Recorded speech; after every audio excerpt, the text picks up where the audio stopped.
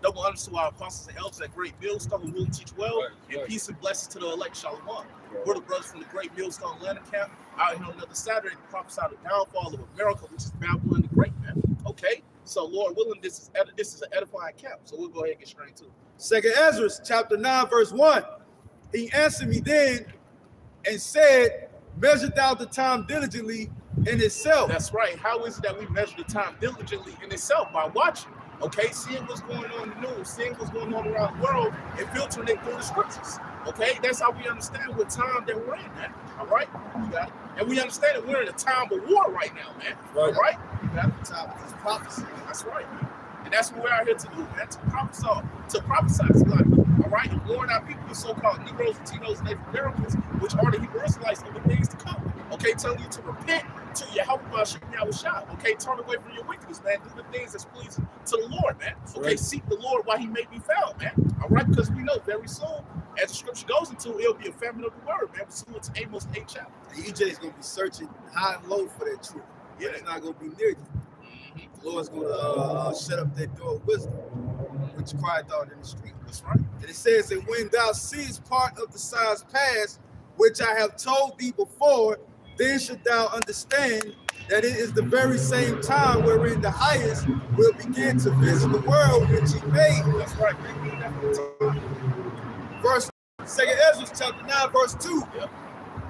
Then should thou understand that it is the very same time wherein the highest will begin to visit the world which he made. That's right. How is that the highest is beginning to visit the world which he made? Okay, by way of his prophets. Okay, you see that the prophets out here on the highways and byways preaching his word in true sincerity, constantly warning our people, man. Okay, whether they hear or forbear. Okay, and we also see these places being visited by way of these plagues, man. Okay, famine, pestilence, the sword. Okay, we see that these plagues are being sent, but it's going to escalate, it's going to intensify going into the time of Jacob's trouble, man.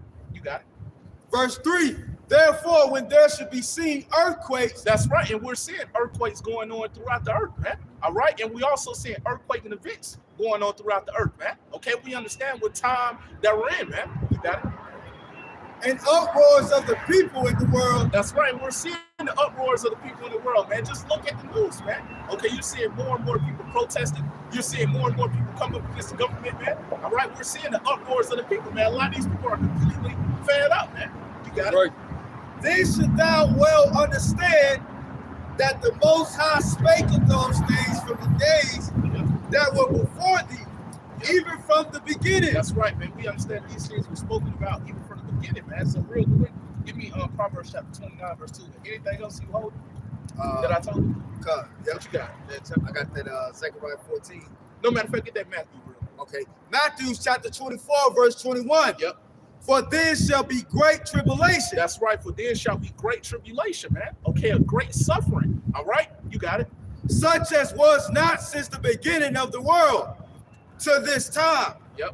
No, nor ever shall be. Yeah, hold me, Jeremiah 37. All right, we understand, man. It's going to be a great tribulation, a great suffering. Okay, that's going to come upon people, man, going into the time of Jacob's trouble.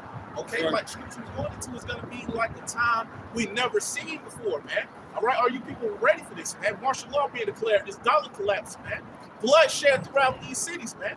Okay, women being ravaged. A lot of you people seeing your babies get put to death right before you, man.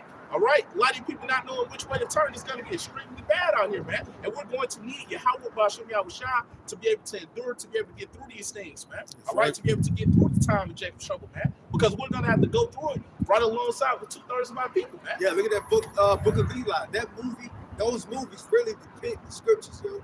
It's really going to go down like that. Yeah. This vibration of feeling all safe and you can go and, obtain your goals and what you want to have as provisions for your life is not going to be no more. Yeah. That's the backbone of people thoughts of the reasoning why they go out and do what they do, why they live.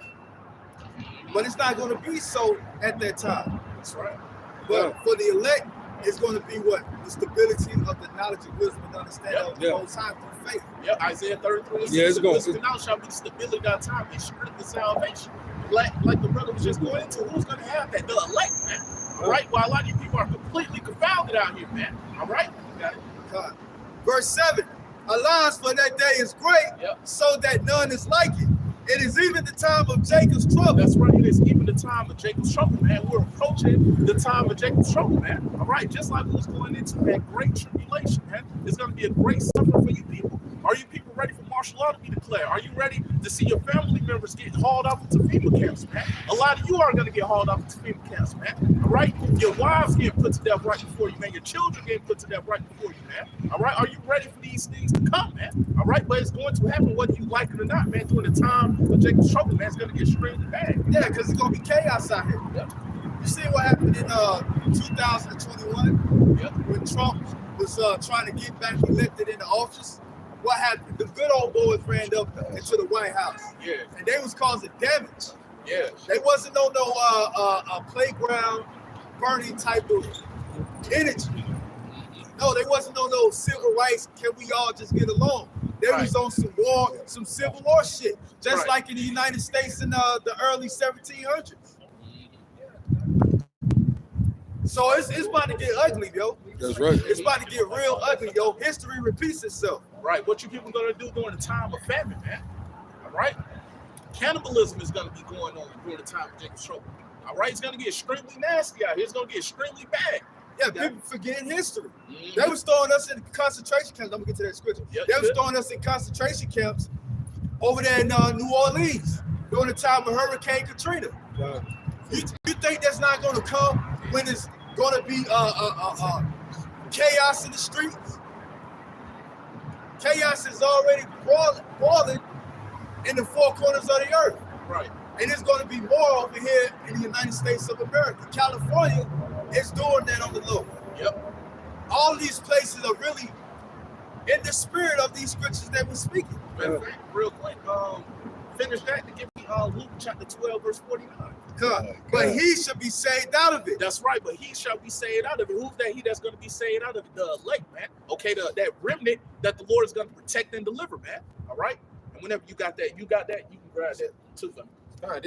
This is Zechariah chapter 14 and verse 2. You started one. Verse 1. It says, behold, the day of Yahweh cometh, and thy spoils shall be divided in the midst of thee. That's right. Thy spoils shall be divided in the midst of thee, man. All right. Like what's going into, man, it's gonna be extremely bad, man. People are gonna be getting attacked. All right, getting their goods took from them, getting their clothes stripped off of anything that they have on them that's useful is gonna be took from them during that time, man. All right. We understand. Scripture goes into it. What's that? Matthew the 24th chapter about how the love of many shall wax cold. All right. It's gonna be like every man for himself out here, man.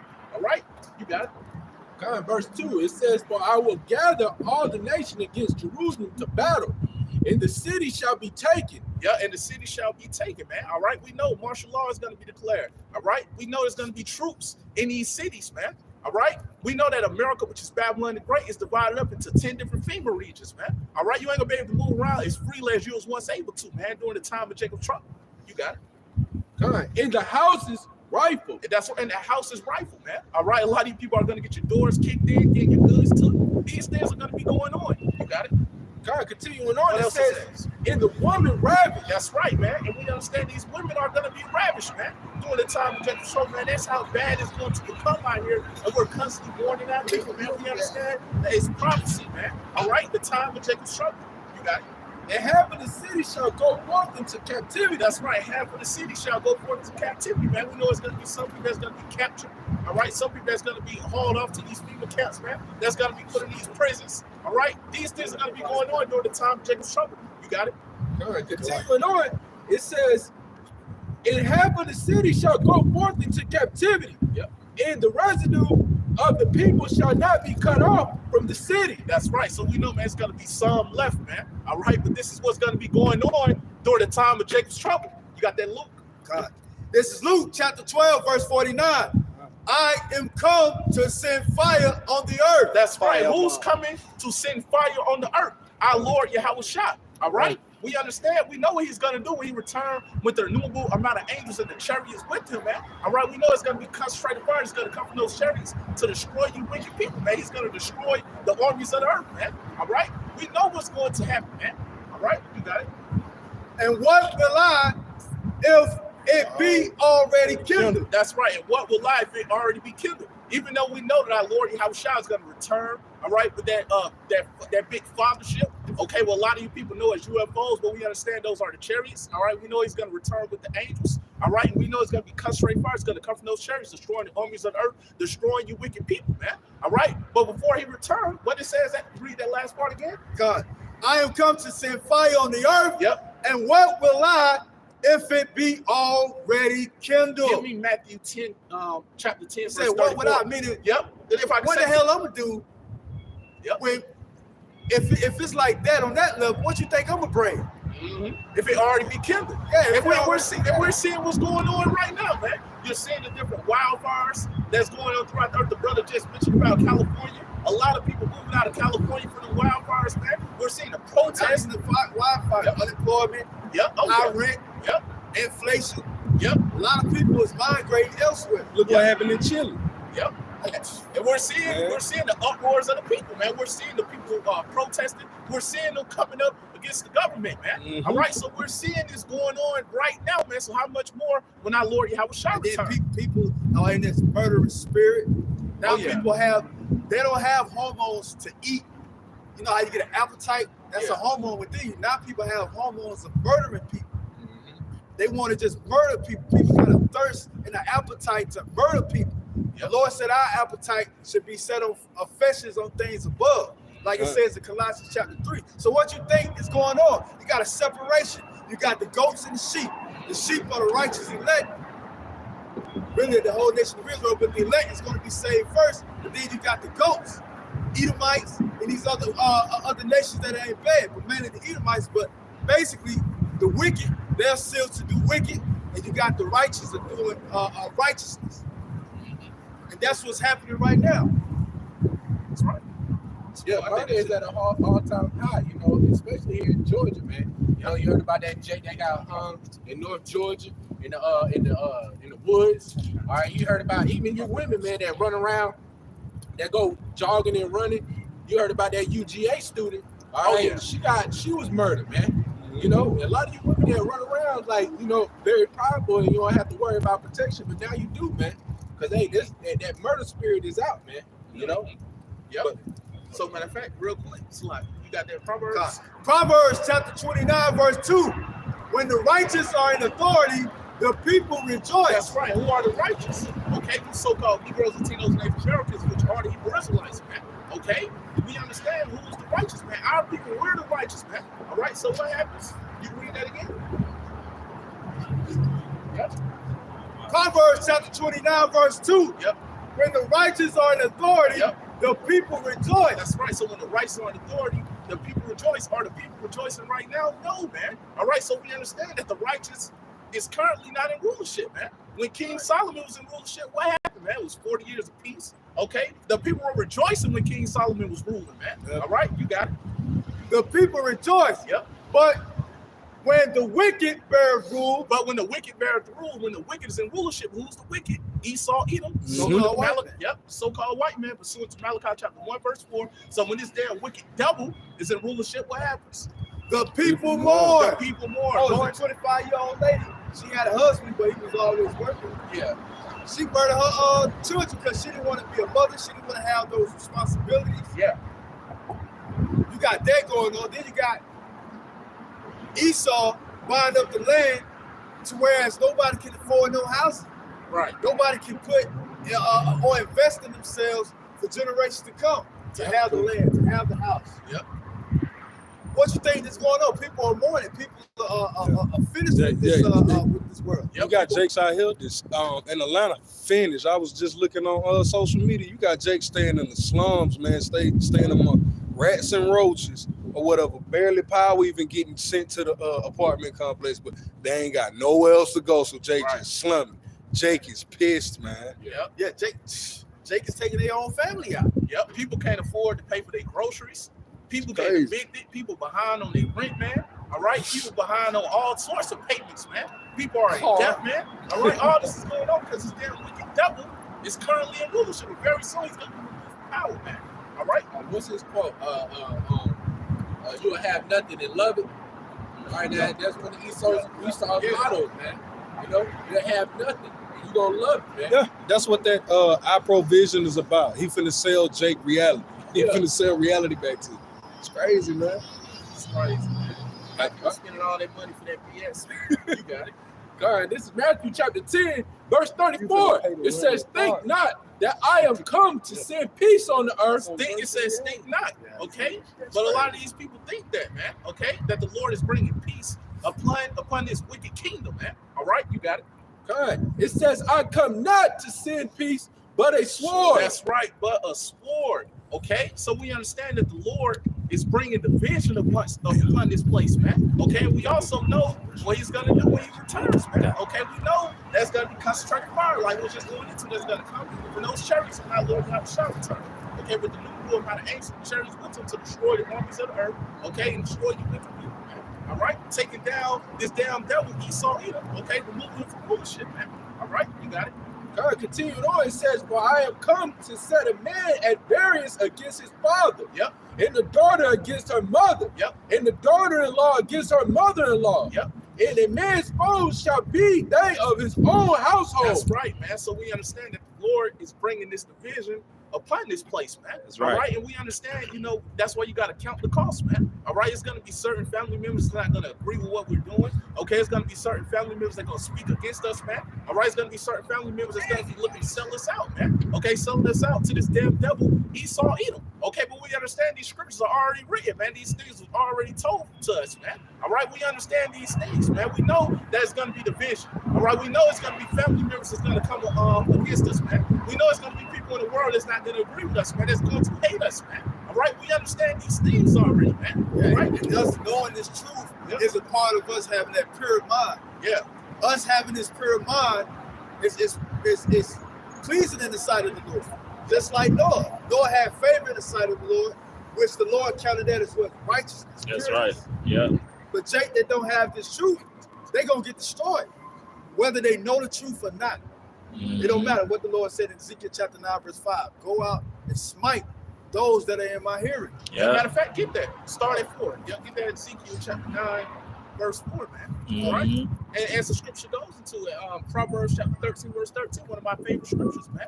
Whoso despises the word shall be destroyed, man. Okay, so you despising the words of Yahweh Bashem Yahushua, you're gonna get destroyed, man. All right, and we're seeing that from a lot of our people, man. They're extremely rebellious. All right, they're following after their own heart. And it don't matter if you're a so-called good Samaritan. Yeah. People that don't have a crime record, people don't go out selling drugs. Oh, they taking care of their daughters. Yeah, They elderly, they grew to be an old age. They had somewhat good manner, but they have this truth.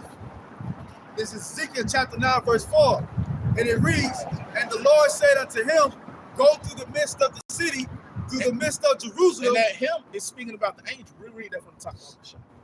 Verse 4, and the Lord said unto him, go through the midst of the city, through the midst of Jerusalem. That's right. It says through the midst of Jerusalem. Okay, and we understand we're people before a place, speaking about you so-called Negroes, Latinos, Native Americans, which are the Hebrew Israelites, man, the nation of Israel. You got it. And set a mark upon the foreheads of the men that cry and that sigh for all the abominations that be done in the midst thereof. Hold that real quick. Give me Isaiah 51:14. You can reread that from Mark. Ezekiel chapter 9, verse 4. Yeah. And the Lord said unto him, go through the midst of the city, through the midst of Jerusalem, and set a mark upon the foreheads of the men that sigh and that cry for all the abominations that be done in the midst thereof. That's right. That word mark in Hebrew is the wah, which means exempt from judgment. Okay, so we understand that that mark will be placed upon the elect, man. Okay, who are the men who are the ones that's truly sighing and crying, man? The elect. Look at you people out here, man. You're not sighing and crying. A lot of you are worried about going to your job, getting that overtime. Okay, a lot of you are getting ready to go to the club. Okay, a lot of you are getting ready to party on the Sabbath, man. All right, not understanding the time that you're in. Okay, fulfilling your own lust, man. All right, having your mind governed by the flesh, man, which is gonna lead to death, man. All right, that's what a lot of you are doing, man. A lot of you are comfortable under the rulership, under the vibration of Esau Edom. Okay, so you're not signing crime, man, and we see this by way of your actions, man. You got it. Verse 5. And to the others he said in my hearing, go ye after him through the city and smite. Let not your eyes spare, neither have ye pity. That's right, man. Neither have ye pity, man. So we understand that we know these names are going to get busy with these people, man. All right, we know a lot of you, you're going to get put to death, man. The ones that don't have that mark that it speaks about in Ezekiel chapter 9, verse 4, which is the word in Hebrew, which means exempt from judgment. The ones that don't have it, man, you're going to be left out here to get destroyed, man. That's right. All right? Yeah, the angels are going to be used through these people. whether it be a thug on the street, Yep. or a troop from the military. Yeah. The Lord is going to have that angel to get the thoughts of these people to execute the judgment that the Lord wants to put on you people. Yep. And the scripture, matter of fact, if somebody want to hold that too, it's Sirach, Ecclesiasticus 39 chapter, man. All right? You can finish that off. Okay, cut. You can get it. Verse 6, slay utterly old and young. That's right, slay utterly old and young. Okay, we know that the Lord isn't a respecter of persons, man. Okay, it doesn't matter if you're an elderly woman, an elderly man. Okay, it doesn't matter if you're an infant. All right, if you don't have that mark that speaks about Ezekiel 9 verse 4, you're gonna be left out here to get destroyed, man. Yeah, right? not if you're a Christian, Right. Jehovah wickedness. Yeah. Oh, all that has God in the Bible, but that really don't. It don't matter with the Most High, because the Most High know what He made. He made the elect to serve Him, and He made the undesirables to be vain until He take them off the earth. Yep. So matter of fact, hold that real quick. Get this. This is Sirach 39 and verse 28. There be spirits that are created for vengeance. That's right. There are spirits that are created for vengeance, man. All right. So we understand that the Lord has certain spirits out here that's created specifically for vengeance, man. All right. Like the brother went into, man. We understand that the angels, are on these are on these people. All right, looking to control you. To do these things to fulfill the will of the Lord, man. All right, it's going to be certain individuals are going to be put to death. All right, that's why you see these mass shootings. All right, a lot of these people seem like a random shooting. All right, but we understand that there's certain evil spirits that's on these people, man. Lord said, right? if it be evil in the city, have the Most High have not done it? Yep. The Most High have done those things. Yep. Because the last word comes from the Heavenly Father. Yep. Oh, you get your precept. This is 2 Timothy chapter 2 and verse 19. It says, nevertheless, the foundation of the Most High standeth sure, having the seal, having the seal, the Lord knoweth them that are His. Like the brother Kabaj mentioned, and the Lord, He knows His works. Right? That's why I say here, the Lord knoweth them that are His, and let everyone that nameth the name of Yahweh Shai depart from iniquity. See, that's the importance of having the name. Yep. Because it clears your name from the Lord really destroying you, man. Yep. And in righteousness, you gotta use the name of righteousness. Yep. Oh, you can read it. Kind. This is Sirach chapter 39 and verse 28. It says, there be spirits that are created for vengeance, which in their fury lay on sore strokes, and in time of destruction they pour out their force and appease the wrath of Him that made them. That's right, man. So we understand, man, these certain spirits out here, that was created for vengeance. All right, they're gonna get busy. We're seeing them getting busy on a lot of these people right now, but we understand that it's gonna increase going into the time of Jacob's trouble, man, to appease the wrath of Yahweh Bashem Yahweh Shai. All right, and you're seeing these evil spirits on these people, man, getting very active, man. Like I was just going into, man, like a lot of you people look at these shootings, these random shootings to be random. All right, thinking that it's coincidence, man. All right, but the scriptures go into it, man. We understand that there are certain spirits out here created for vengeance, man. All right, you got that? Con. Ezekiel chapter 9, verse 6. Slay utterly old and young, both maids and little children and women. But come not near any man upon whom is the mark. It began in my sanctuary. Then they begin at the ancient men which were before the house. Yep, that's right. So we understand that judgment is going to begin with our people, man. All right, it says begin at my sanctuary. So you got that in 1 Peter chapter 4, verse 17. All right, we understand that a lot of people out here, and the ones of the circumcision, all right, the ones that know that you're Israelites, a lot of you are intentionally teaching incorrect things. All right, a lot of you guys are sold out. All right, but we understand that judgment is going to begin. It will begin with us, the ones of us that know that we're Israelites, man. You got that in 1 Peter? All right, this is 1 Peter chapter 4, verse 17. It reads, for the time is come that judgment must begin at the house of the Most High. That's right. So like I was just going into, judgment will begin with us, man. All right, the ones of you that know that you're Israelites, the ones of the circumcision, man. All right, it's going to begin with our people, man. A lot of you different camps. All right, the ones of you that's intentionally teaching false doctrine, man. All right, the Lord is going to deal with you, man. You got it? And if it first begin at us, what shall the end be of them that obey not the gospel of the Most High? That's right, man. So the ones of you that's not obeying the gospel of the Most High, what's going to happen? You're going to get destroyed, man. All right, that's what's going to happen. You continue on. And if the righteous scarcely be saved, That's right. If the righteous scarcely be saved, man. All right. If we know we're gonna have to go through the time of Jacob's trouble right along with our people, man, barely. All right. So give me Zechariah chapter 13, and you can start at verse 9. Oh yeah, keep on. where shall the ungodly in the sinner appear? That's right. Where should the ungodly and the sinner appear, man? All right, the ungodly and the sinner, they're gonna get destroyed, man. The ones that's extremely rebellious. All right, the ones that refuse to hearken to the Lord's prophets. All right, the ones of you that hate reproof, that hate instruction. All right, you're gonna get dealt with, man. You're gonna be left out to get destroyed. Comfy was an example of that, you know. Yep. The Lord lined him up first, he threw him in prison, and then he let him die of the vid. You see, that's an example that the Lord is gonna allow Jake to go through the same things and succumb to the same judgment as these heathens, man. Yep, that's right. The ones them that wasn't given the law, we know that the law, statutes, and commandments were only given to our people, man. Pursuant to Psalms chapter 147, verse 19 unto verse 20, man. All right, you got it. Zechariah chapter 13, verse 8. And it shall come to pass that in all the land, said the Lord, 2 parts therein shall be cut off and die. That's right. We know that land is speaking about America, which is Babylon the Great. So 2/3 of our people will be cut off right here in America, man. All right, you can continue on. But the third shall be left therein. That's right. But the third shall be left therein. Okay, and we understand that third is speaking about the elect here in America. That's right. Okay, which is Babylon the Great. You continue on. Yeah, because at that time too, also it's the double-edged sword. That land was talking about Israel. Because our people in the land of Israel, the Lord counted us as his possession. So the Lord was counting 2/3 Israel out of the land, which is of Israel. But it's pertaining to the people of Israel in this land of America. You continue. Verse 9. This the point right here. You got it. And I will bring the third part through the fire. That's right. And I will bring the third part through the fire. That's what I was just going into.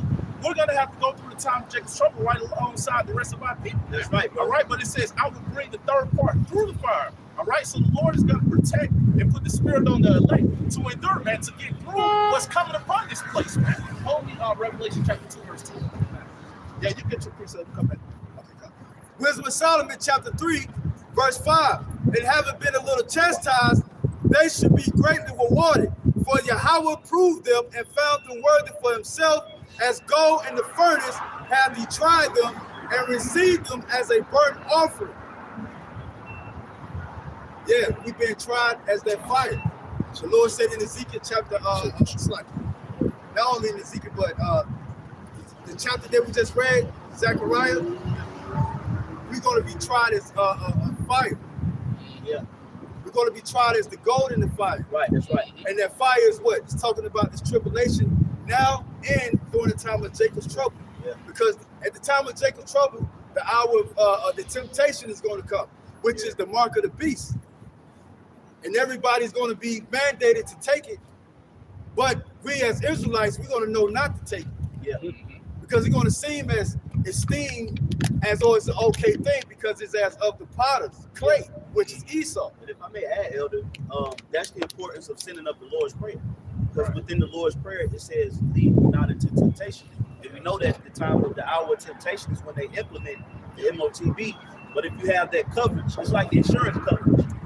You know, like you have coverage over the MOTB to where the Lord won't allow that to affect your salvation. Well, it talks about the policy of that insurance too.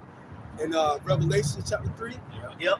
he will keep us from the hour of temptation. Yep. Exactly. He's going to keep us. That's the policy. Got it. Like, yeah, you know, when it comes, you know, you're not going to be affected. You know, we're going to cover you. And any temptations that may happen to you, you'll be covered.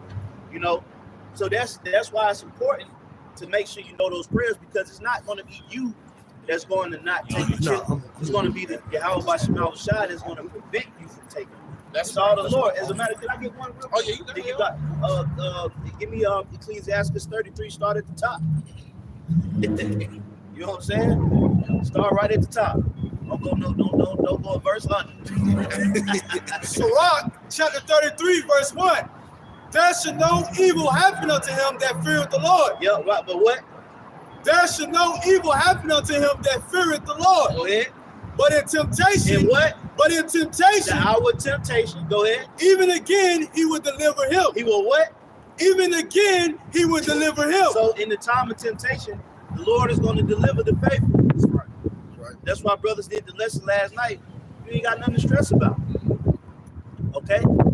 Only thing you need to worry about is making sure you're doing what you got to do for Yahweh Shah.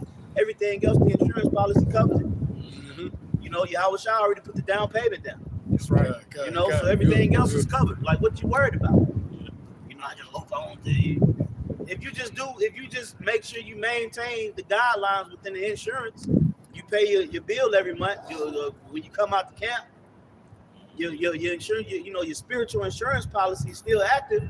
So whenever you need to, whenever you need to get, some help, then the policy is going to cover that.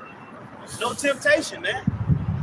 So that's why you got to just know what you're supposed to be focused on. Because like with the elders and the brothers going into the elder kibosh, the scriptures made reference, said gold is tried in the fire, not bricks, not grass, not any other weak elements. It made reference to us as being gold in fire.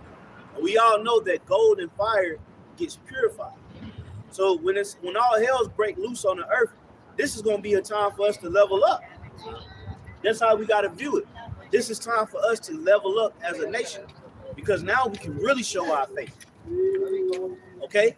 Now we can really show who we believe in when this thing hit the fan, because you can't fake it. You can fake it now. Come down here, act like you invested and interested, do a lot of stuff to save face. But when you got death in front of you, and you ready to lose your life for your belief, that's when faith is proven, man. Yeah. That's why the Lord got to take us through these moments. That's right. We finish it off. Zechariah chapter 13, verse 9. And I will bring the third part through the fire, and will refine them as silver is refined. Oh yeah, it says, and refine them as silver is refined. All right, so we understand that we're going to be purified, man. Okay, Lord, will we be a part of that number? You got it. And we'll try them as gold is tried. That's right, and we'll try them as gold is tried, man. Okay, so we understand that we're going to be tested in this, man. All right, but we know that the elect will be able to pass that test. Jeremiah 30:11. Yep. Goes to chastise a measurement. He's going to punish a measure of Jake that's going to be saved, which is what the elect. They should call on my name, and I will hear them. That's right, man. We understand the Lord is going to hear the prayers and the cries of the elect, man. Okay, you got it. They should call on my name, and which name is important. Yahweh is the Heavenly Father name, which is not God, not Jehovah. It's of the Hebrew. And his son's name is Yahweh Shai. Those are the makers of heaven and earth in our life. And we understand it's protection in the name of the Lord. All right, as the scripture goes to in Proverbs chapter 18, verse 10, the name of the Lord is a strong tower. The righteous running into it and it's safe. All right, hold me on Psalms 91. I would say it is my people, and they should say the Lord is my power. That's right. So we know that the elect will call upon Yahweh Ba'ashem Yahweh Shai, and they will ultimately be protected and delivered, man. Okay, they're going to go up into the chariot. When our Lord Yahweh Shai returns, they're going to be able to see the great destruction, the nuclear destruction of America, which is Babylon the Great, from the chariot, man. Right. You got that in Psalms? This is Psalms 91 in verse 1. It says, he that dwelleth in the secret places of the Most High. And what's the secret place of the Most High? This truth, this word, man. Okay, that's the secret place of the Most High. All right, you got it. Shall abide under the shadow of the Almighty. That's right. Shall abide under the shadow of the Almighty. Okay, they're going to abide under protection, mercy, and grace of Yahweh Ba'ashem Yahweh Shai. All right, you got it. Verse 2. Oh, matter of fact, hold that real quick. Get that. Yep, verse 1.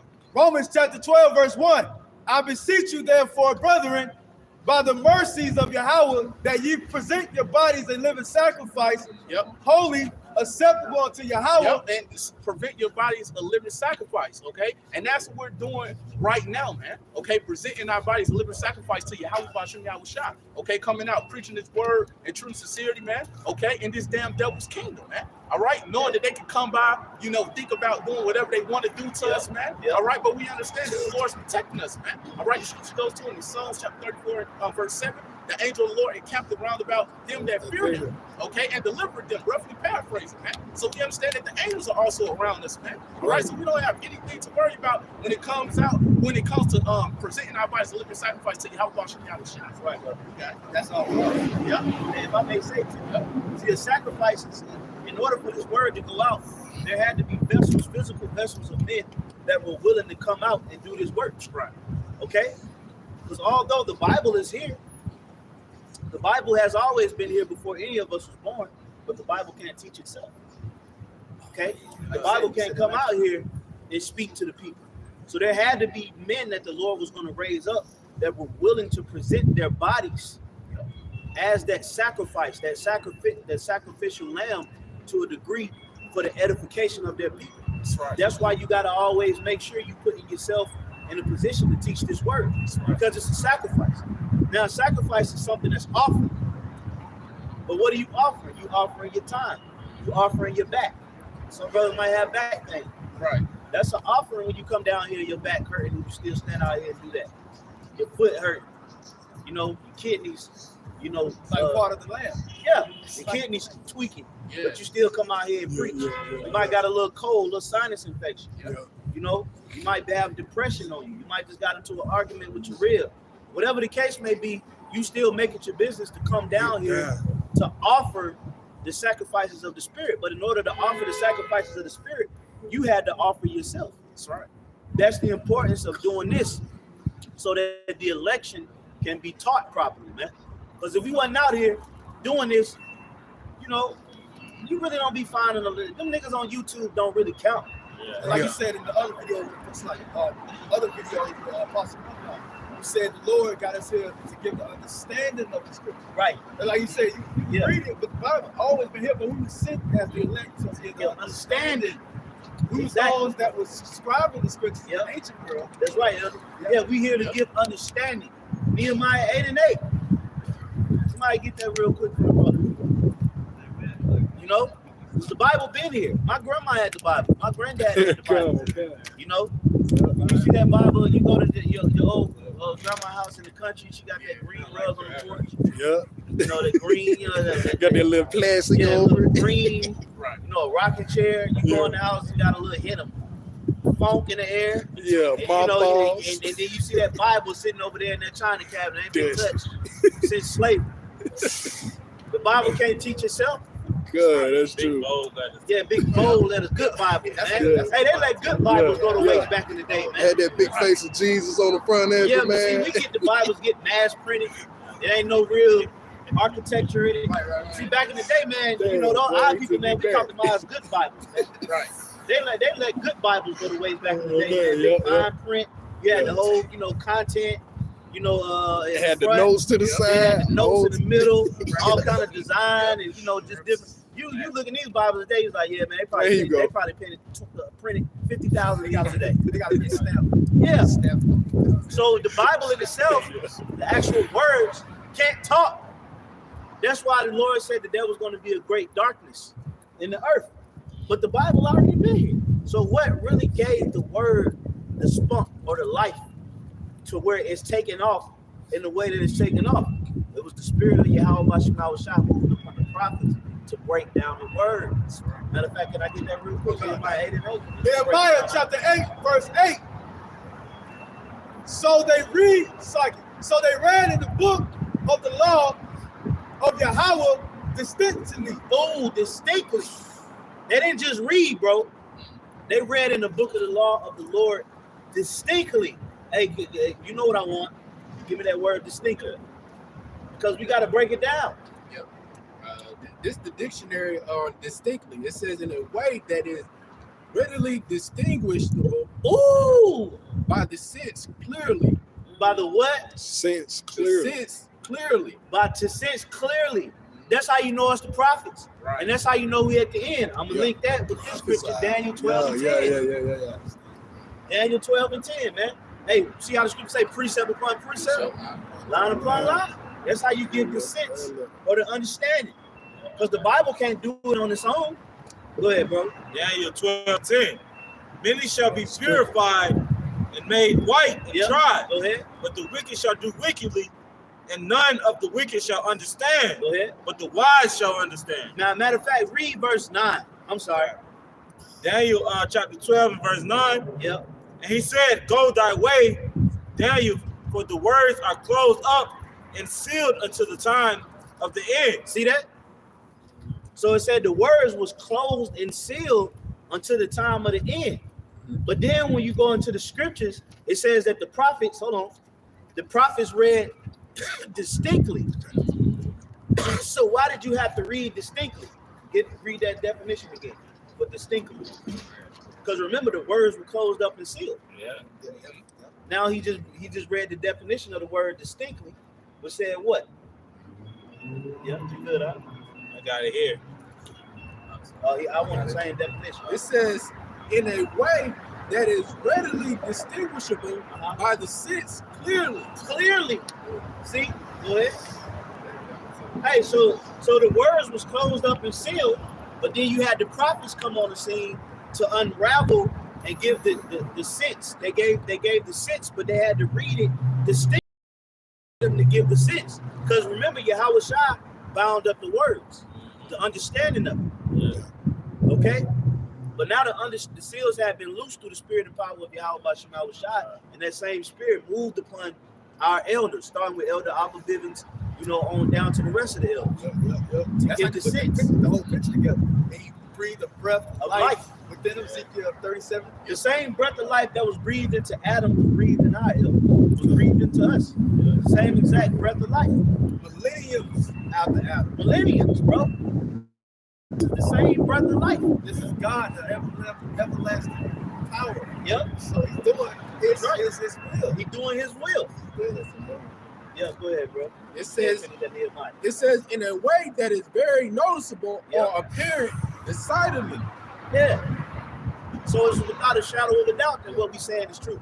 Man, half these niggas on TikTok and Instagram would have been scoffing at us 10 years ago. Yeah. Trust me, I know, man. Okay? Half of these niggas that you see, in the screen with the music playing. I hate those videos. Yeah, Right. They said that. You know what I'm saying? Doing all that I hate them. with the music, the Illuminati music playing. They acting like they giving you groundbreaking news. Right. Them niggas would have been scoffing 10 years ago. Yeah.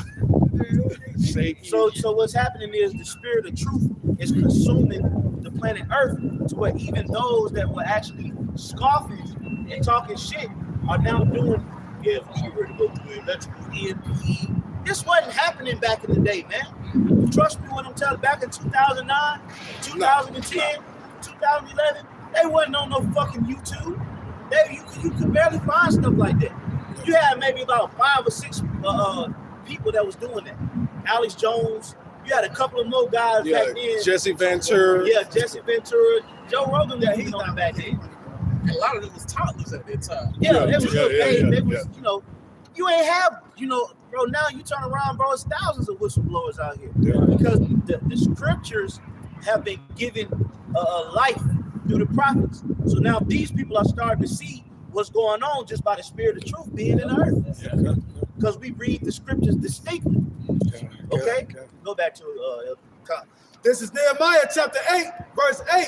So they read in the book, in the law of Yahweh distinctly, and gave the sense and caused them to understand the reading. So we understand distinctly. So we know that it was made clear. All right, the prophets, like the elders going into the prophets, was able to unravel it, man. Okay, making it clear unto our people, man. Okay, and we understand that the Lord revealed his secrets unto the servants and prophets, man. All right, so you got that? Oh, yeah, we just finished off. Zechariah chapter 13. Oh, no, what's that? Psalms 91. Get that Psalms 91. Yeah. This is Psalms 91 in verse 2. It says, I will say of Yahweh, he is my refuge and my fortress. That's right. We understand that the Lord is our defense, our protection, man. All right, you got it. My power, in him will I trust. That's right. In him will I trust. Okay, we're going to continue to trust in Yahweh Shem Yahushua, no matter what it is that we're going to have to go through in this place, man. That's right. All right, so real quick, give me Psalms chapter 44, verse 6, man. Okay, because a lot of you people, you're not trusting in the Lord. You're not going to the Lord. You're not praying to the Lord, okay, to get you out of the situation that you're in, okay, to get you out of this place. So get that. Psalms chapter 44, verse 6. Psalms chapter 44, verse 6. This is what a lot of you people are trusting in. This is what you run into. You got it. For I will not trust in my bow, neither shall my sword save me. That's right, man. We're not going to trust in our bow. It says, neither shall my sword save me, man. So we understand that these carnal things is not going to get us out of the situation that we're in, man. Okay, you're not going to be able to defeat this damn devil, Esau, Edom, by way of picking up an AK-47. Okay, going to the gun store, you know, loading up in artillery, man. Okay, doing these things, thinking that you're going to be able to form militia and come up against this devil carnally. That's what he wants you to do, man. Okay? Yep. And we understand that's his gift. That going back to his blessing, man. All right, we know that his dwelling was the fatness of the earth, okay, and was given to him to spoil it, man. All right? So we understand it's not an even playing field trying to go at Esau Edom like that, man. All right? And the ones that's doing that not moving in the correct spirit, and you're going to be proven, you know, to be moving in the incorrect spirit, man. All right? When you get destroyed out here. Verse 7, but thou hast saved us from our enemies and hast put them to shame that hated us. That's right, man. So we're going to go to Yahweh Shem Yahushua and pray to the Lord to get us out of the situation that we're in, man. Not by these carnal means, man. All right? You got that? And we know this damn devil, Esau, Edom, is our enemy, man, as well as these other nations. All right? You got it? Yep, 91, yep. All right. Verse 4, verse 3, it says, surely he shall deliver thee from the snare of the fowler. No, go up to 2. Kind. Psalms 91 and verse 2. I will say of Yahweh, he is my refuge and my fortress. My power, in him will I trust. That's right, man. We're going to trust in Yahweh Shem Yahushua. All right, you got it? Surely he will deliver thee from the snare of the fowler. That's right. It says from the snare. Okay, we know a snare is a trap, man. Okay, a snare. Okay, from the fowler, we know that fowler is Esau Edom. Okay, we see this damn devil. It's setting up all sorts of traps, man. Okay, a lot of you people are going to be deceived into taking the RFID hip, which is the MOTB, man. Okay, being a part of this damn devil system, man, with his new world order, man. Okay, a lot of you are going to be deceived into taking it, man. All right, but we're not going to fall, you know, into this devil's trap, man. All right, we know what this devil wants to do, man. The scripture goes to it at 2 Corinthians chapter 2, verse 11. All right, we're not going to be ignorant of Satan's devices, man. We know what he wants to do, man. You want to read that? If I may add, because the scripture just said that the Lord is our refuge. And you look into the word refuge, all right, it means to flee or to put to flight. So in the word re, in refuge, re means back. So basically, we're going to run back. The Lord is a place where we run back to for safety. Okay? So that means that in order for us to run back to something, we would have had to have been there, left out in order to run back to it. And the Lord did what? He sent us out into the world, you know, to teach the word. So when all hell break loose, hey, we just going to run back to the Lord. You know, because that's where we came from. You know, so that's why the Lord is our refuge. Even when you look in the scriptures, you know, you had certain things called refugee cities. You know, you had them cats who were Fugees, you know, Lauryn Hill and Wyclef Jean, you know, then Prize. I know, man. Yeah, Kabash like, if he'll know it, I'm gonna tell Prize. You know, you had Prize, man. You know, they were the Fugees, but guess what? They was from Haiti. But they was Haitian Americans, but you know, they called those Haitians refugees, man. You know, because they were fleeing, you know, the corruption that was going on in their country, trying to come to America. So that's what we doing. We trying to flee the corruption going on in America and trying to go back to the Lord, man. That's why the Lord is our refuge, man. We don't take refuge in no goddamn America. America don't help us. They just gave fucking $95 billion to Ukraine and everybody else. They ain't give us you could barely get approved for a $500-600 loan. But you actually sitting here, you know, working and paying taxes. Being productive. But they give it $95 billion in aid to 3 other countries. But us, the ones that built, our forefathers lost their life in this land and lost this land, we can't even get a goddamn loan. You can't even get a grant. So we don't seek no goddamn refuge in America. Yep, that's why scripture goes to in Isaiah chapter 31, verse 1. Woe to them that go down to Egypt for help, man. All right, so destruction to you, man. We're not going down to Egypt for help. We're going to Yahweh Shah for help. You got that. All right. This is Psalm 91 in verse 3. Surely he shall deliver thee from the snare of the fowler and from the noise of pestilence. That's right, and from the noise of pestilence. Okay, and what's that's going into? That nuclear destruction, man. Okay, that's coming to America, which is Babylon the Great, man. All right, but we know, man, we're not going to be deceived by this damn devil, man. All right, we're not going to fall into his snare, into his trap, man. All right, but a lot of you people are going to fall victim to this devil, man. That they can take Verse 4. He shall cover thee with his feathers, and under his wings shalt thou trust. That's right, going into the chariots, man. All right, you got it. His trust shall be thy shield and buckler. That's right. His trust shall be thy shield and buckler, man. All right. So we understand, man, it's spiritual, man. All right. That's the importance of going to and calling upon and trusting in Yahweh by Shemyahu Shah. All right.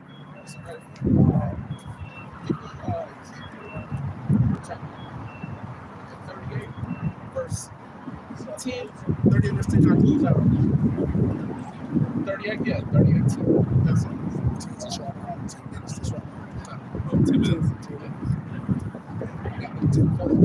It's Ezekiel 38 in verse 10. It says, thus saith the Lord God, it shall also come to pass that at the same time shall these come into thy mind. That's right. And thou shalt think. What shall come into thy mind? We understand it's going to come into the mind of the leader of Russia. Okay, whether it's Vladimir Putin or not, it's going to come to the mind of the leader of Russia. So that's the Lord that's controlling the minds of these kings, man. Yeah, that's right, bro. Yep, the scripture going to it in Proverbs chapter 21, verse 1. The king's heart is in the hand of the Lord. Okay, as the rivers of water, he turned it whatsoever he will, man. Okay, so the Lord is the one that's in complete control. Controlling, you know, these presidents, these prime ministers, even these elites. Yep. You got Donald Trump. Yep. Vladimir Putin. Yep. Hey, the Lord, you know, the Lord. But see, a lot of the main leaders in which the majority of the world is overlooking is the apostles and elders. Exactly. The Lord is mainly dealing with them. That's right. You know, but of course, you know, in global affairs, you know, you got the rulers of these other nations. You got rulers of darkness. You know, the Lord appointed Satan over the rulers of darkness. Yep. But when it comes to the right-hand side, who do you think the leaders of that the Lord is dealing with on the right-hand side? You got the apostles and elders, man. Hey, and the other brothers, the bishops, the other brothers you see on the highways and byways in the different camps. Hey, the Lord is dealing with them too. That's right. The Lord dealing with us on the spiritual level. You know, the Lord increasing us in the spiritual level, man. But see, the rest of them, the Lord just putting the spirit on them to bring about his will so that we can be set up over the motherfuckers, man. That's right. God. That's all he doing with them. Because of the kingdom of heaven, he ain't gonna have no need to use them no more. Like y'all do what y'all. That's why the scripture says what? He said, we shall even judge the angels. Yep. That means that we're gonna have power over the angels to put evil angels on the left hand side slaves. So we'll be able to put legion on, you know, on our slaves. Yep. We'll be able to command the angels to torture them and fuck them up. That's what the scripture says. We shall judge the angels. We be over the angels. Yep. That's what that's going into. You know. So in the kingdom of heaven, it ain't gonna be no need for the Lord to be dealing with the spirit of Vladimir Putin. Right. This is Vladimir Putin's purpose right here, to bring about the end. Once that's done, it's about Israel. Yep. It's like all the other kings before. Cyrus the Great, Alexander the Great. Sennacherib. Yep.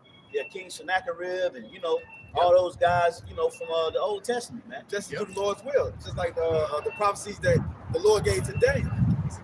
Those visions that Daniel had, it wasn't in vain. Right. It was throughout the process of time until the earth should end, until the heavenly Father did Son kingdom. Yeah. And the Lord is going to refresh the earth again. And if I can say too, even earlier in that chapter, okay, in Ezekiel 38, it says, it goes to about, I am against thee, O God. Okay? The Lord is against Russia as well, but they're going to be used to come up against America, man. That's it, man. Okay, not for these devils to be ruling for thousands of years, man. Right, man, people sick of these fucking devils. Shit, right. Something's right. Every time I see a white person, I just in the back of my head, like, man, look at this nigga here, man. Right. You know? Jesus, God. Oh my gosh. You know, you have that frustration. You get, Right. you know, you just see one, you're like, man, god damn. Move around, you know. Watch out. You get tired of seeing them, bro. You get tired of the planet Earth being in the condition that it's in. You get tired of being debased, Not having a king. yeah, not having a king. Now, you know, you get sick of, you know, watching the bullshit go on, man. Good, We need the Lord to come back and get us up out of this goddamn thing. Guess right, what? man. The Lord hear our cries, man. He gonna eventually open this thing up. Yeah, that's right, man. That's right. Psalms chapter 75, verse 6. For promotion coming down, it's like, I'm gonna start with verse 5. Lift not up your horn on high, speak not with a stiff neck. Verse 6. For promotion coming neither from the east, nor from the west, nor from the south. But Yahweh is the judge. He put it down one and set it up another. Yeah, that's what the Lord did with you damn Edomites and the rest of you other nations. Yeah.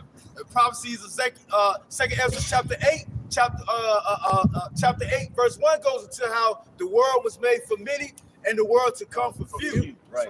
So yeah, we're in a low condition, but it's only for a temporary time. That's right. That's why the Lord said, endure unto death, thou shalt receive the crown of life. That's right. Because contrary to popular belief, this Bible is real, and guess what? King Solomon is real. And it's going back to that time where we had rulership, we had power in the earth. Yeah. All nations gave tribute to King Solomon, just like all nations is giving tribute to this damn devil. Matter of fact, hold me on Revelation 2 and 10.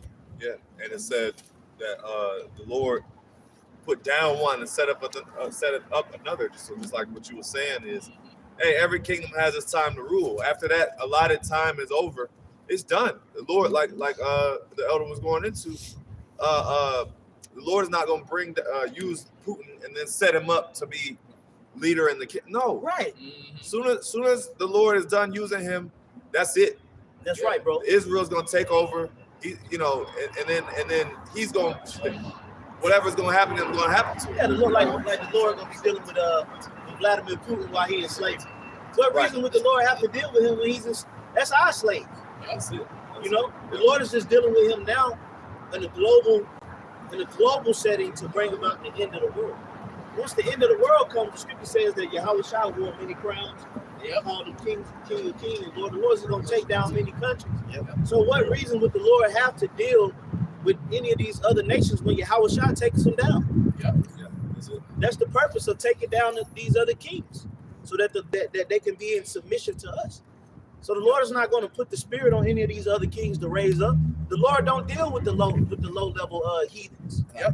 That's why scripture going to it. Psalms the 2nd chapter. Why do the heathen rage and imagine a vain thing? It's a vain thing to think that y'all got up next, man. All right, to be ruling, thinking that y'all gonna have y'all part ruling in the kingdom of heaven, man. It's not gonna happen. That's why it's important to eat the whole road, because you'll know the full picture of what the Lord is doing. This is us revealing that understanding. Because the times that we're in, we're literally going into the times of us exiting out of Egypt again, spiritually Egypt.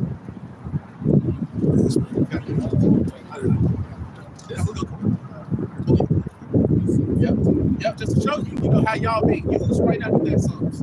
This is Psalm 17 and verse 13. Yep. It says, arise, O Yahweh, disappoint him, cast him down, deliver my soul from the wicked. Deliver my soul from the wicked. Okay, who's the wicked? Esau, Edom. Right. Okay, we know these devils is getting ready to roll, man. All right, scripture going to in Revelation chapter 12, verse 12, about the devil should come down with great wrath because he knew it they had but a short time, man. All right, these elites of Esau, they know they have but a short time remaining in rulership. Okay, but these devils, they ain't gonna go down without a fight, man. Okay, they ain't about to give up their kingdom easily, man. All right.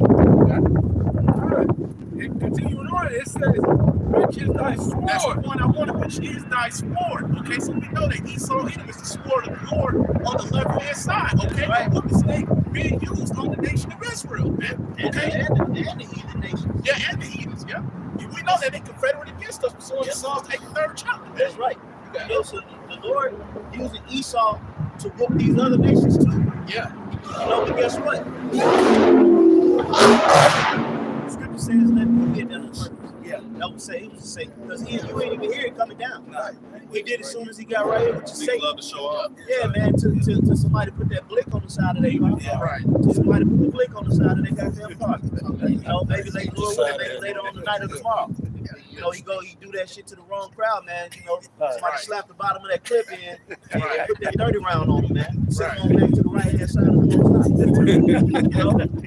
High. You know, you got to think about it though. You know, in the spirit of things, the Lord didn't cause Esau to whoop these other nations too. Exactly.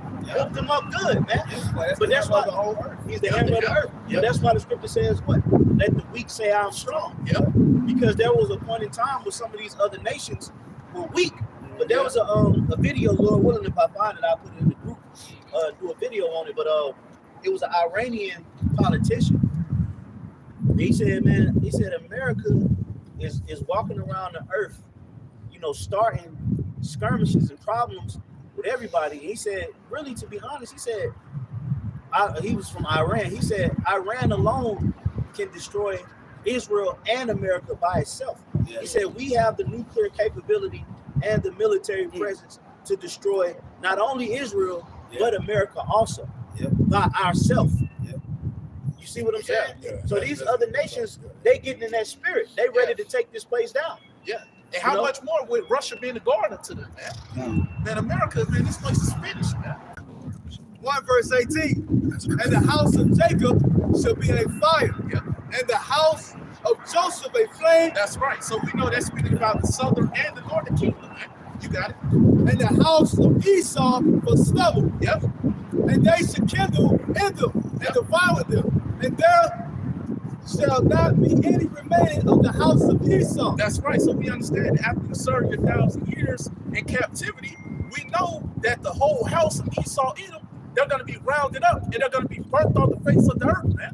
Okay? And we understand that's prophecy, man. All right? It's not going to be any more use for you damn devils, man. It's going to be a point in time that we're never going to see an Edomite. Our minds are going to be stirred up for terror. We're going to meditate terror on you in that time. The Lord said, we're going to kindle amongst you. So just like how it is right now, you can get your KKK clan and hang us, have us in these pit settings like you did in the decades ago. It's killing with anger. Oh yeah. And Georgia. Oh, don't get me started on them. What was you doing out there? Right. The niggas asking for it. Unaware, man. Right. It's sheep, man. He didn't know that. Yeah. Come on, man. Stop getting lynched, bro. You gotta grow up. Fight back in America.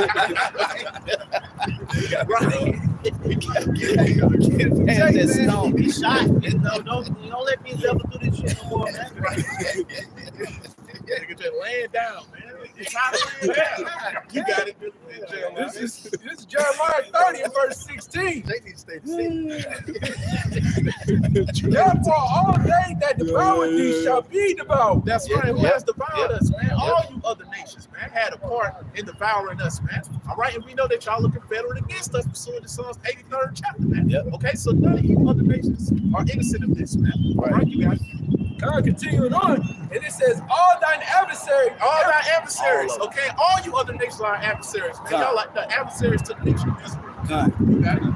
all thine adversaries, every one of them shall go into captivity. That's right, shall go into captivity. Right. You can't get around that, man. It's going to happen. It's prophecy, man. All you other nations are going into captivity. You're going into slavery, man. That's right. All right, we're the Lord's chosen people, man. That's and right. we were punished. All right, we had to drink of the cup, man. All right, because we broke the covenant of the Heavenly Father. And these curses came upon our people. We were scattered. Okay, so how much more for you other nations that He don't care about, man? Okay, how much more for a nation that He hates, man? Okay, pursuant to Romans chapter 9, verse 13. All right. Well, it says all nations shall go into captivity. Well, how can Esau be done away with? Exactly. Because these guys like vocab, they say, "Oh, well, Esau is done away with." Well, how if they all got to go into captivity? How can he be done away with? Right. Right. And show that y'all are still here, man. That's right. You got it. God, continuing on. Great point. And they that spoil thee shall be a spoil. That's right. All you other nations that have spoiled our people, man. Throughout history, you've just been spoiling things. All right. So y'all are gonna be a spoil, man. You got it. And all that prey upon thee will I give for a prey. That's right. We have been preyed upon throughout history from you damn devils, man. All right. From you other nations have been preying upon our people. But y'all are gonna be given for a prey, man. Y'all are gonna go into captivity, man. All right. We're gonna reap y'all resources, man. All right. And you can't get around it, man. You got that revelation. Revelation chapter 2, verse 10.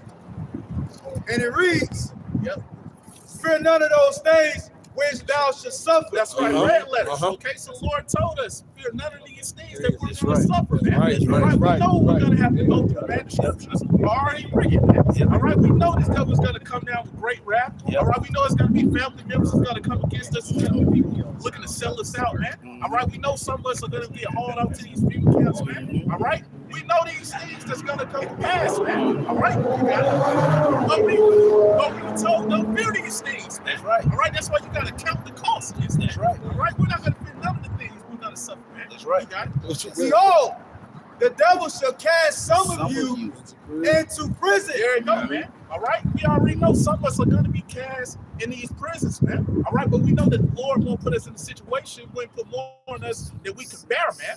All right, He won't put us in a situation that we couldn't handle, man. All right, so if you're in that situation that you may be put into prison, you got to understand that the Lord knows that you can get through it, man. That's all right. That's how you can tell that the white man is exactly. Who on the prison system? Yep. Esau. It says the devil shall cast you in prison. Right. So how the fuck can the devil cast you in the prison? Who owns the prison? That's Right. Who got the power to put you in prison? Thank you. Right. That's how you know it's a Damn, white that's man. cold. Yep. That's undeniable. That's undeniable right there, bro. Yep. Damn. Who world?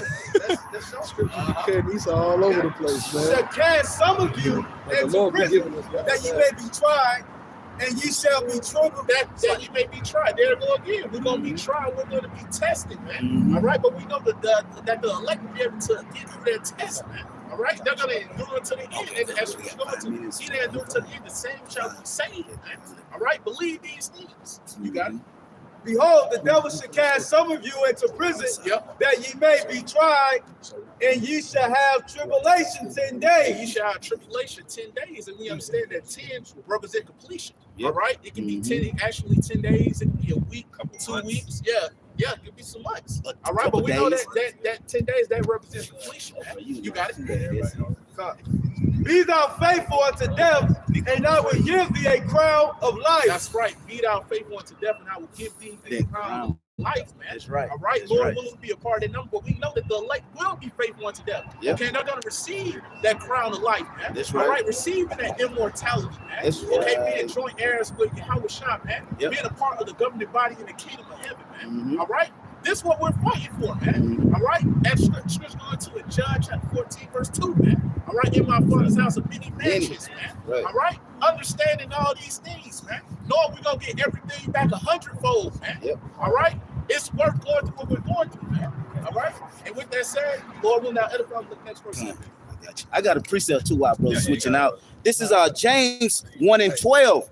It says, blessed is the man that endureth temptation, for when he is tried, he shall receive the crown of life, which the Lord hath promised to them that love him. Right. It's gonna be heavy temptation, man. Because we're going to that out. We're going to that time where everyone's gonna have to be faced with the hour of temptation. Everyone's gonna be faced with the same thing. Are you gonna take to see him? Right. Or are you gonna stand firm with Yahweh Shem Shai?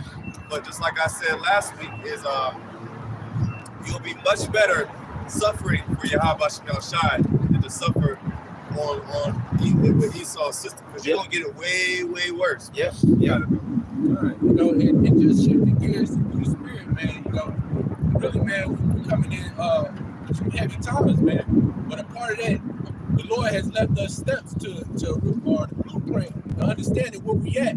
So we got to understand one prophecy that we're gonna get into is that the 11th hour Israelites, man. But we still waiting on them to come in, man. Right. You know, we still waiting on them to come in. And a lot of Israelites, they overlook that part. But this is another part of prophecy that we look forward to, man.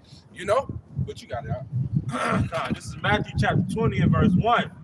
It says, for the kingdom of heaven is like unto a man that is a householder, which went out early in the morning to hire laborers into his vineyard. Right. And Yahweh Shai hired men to do the work. And what man is doing the work? As you see, the prophets and the men of the Lord. All right, the men on the highways and hedges, the highways and byways, man. These are the men that have been hired to do the work, man.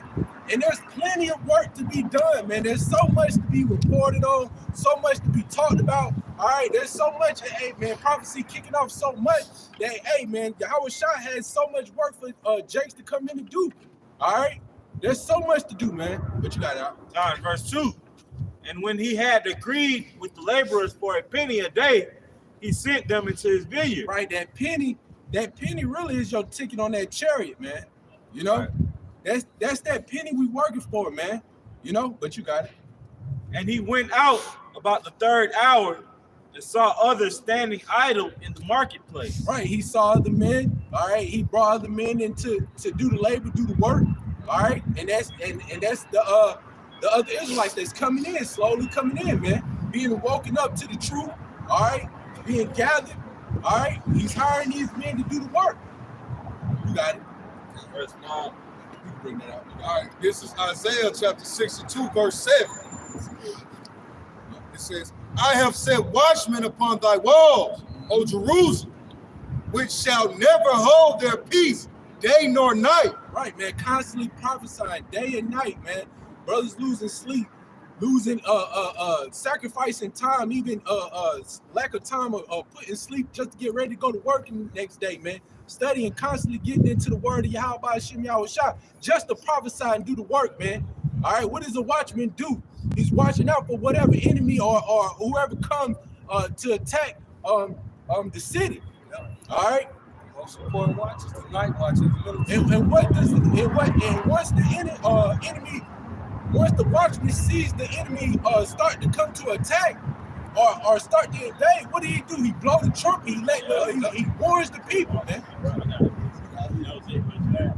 It was a little bit more. Okay. Proverbs 19 and 15. It says, slothfulness casteth into a deep sleep, and an idle soul shall suffer hunger. You know, so like the brothers going into, hey, you being slothful, you know, you sleeping on your watch, and did not the Lord say that He was gonna feed you? You know, but if you're idle, you're not working.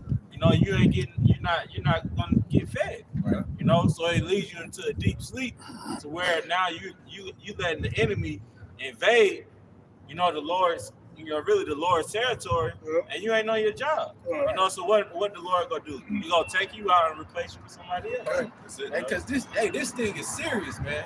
This is serious business, and Yahweh Hashem Yahushua can take you out at any time, as the brother was mentioning, man.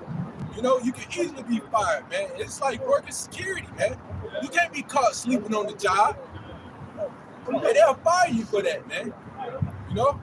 You got it. It says, verse 7, Isaiah 62 and 7, it says, give him no rest till he establish, until he make Jerusalem a praise in the earth. Right, man. Constantly praying unto Yahweh Hashem Yahushua. Constantly doing the work. All right, for Yahweh Hashem Yahushua, man. Constantly giving him praise, man. All right, because we know who's doing it, man. All right, it talks about it in the scripture, man. The Lord says He killed, He heals. That's Yahweh Hashem Yahushua doing that, man. All right, hey, but He's gonna put a lot of you people in the grave, man. Yeah. He's gonna put a lot of you in the dirt. Respect His creation. Yeah, man. Respect His creation. Hey, If I'm saying the Lord is even the Lord's gonna get at the creation. yeah. Hey, I think it was either Malachi or Micah. They said, "Oh Lord, was thou displeased at the rivers and the trees and the lakes?" You know, because the Lord, everybody about to get it, man.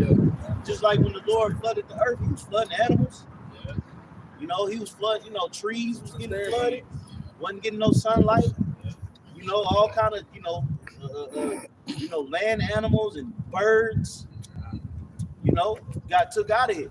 So the Lord is about to spank the creation. Why? Because Esau polluted.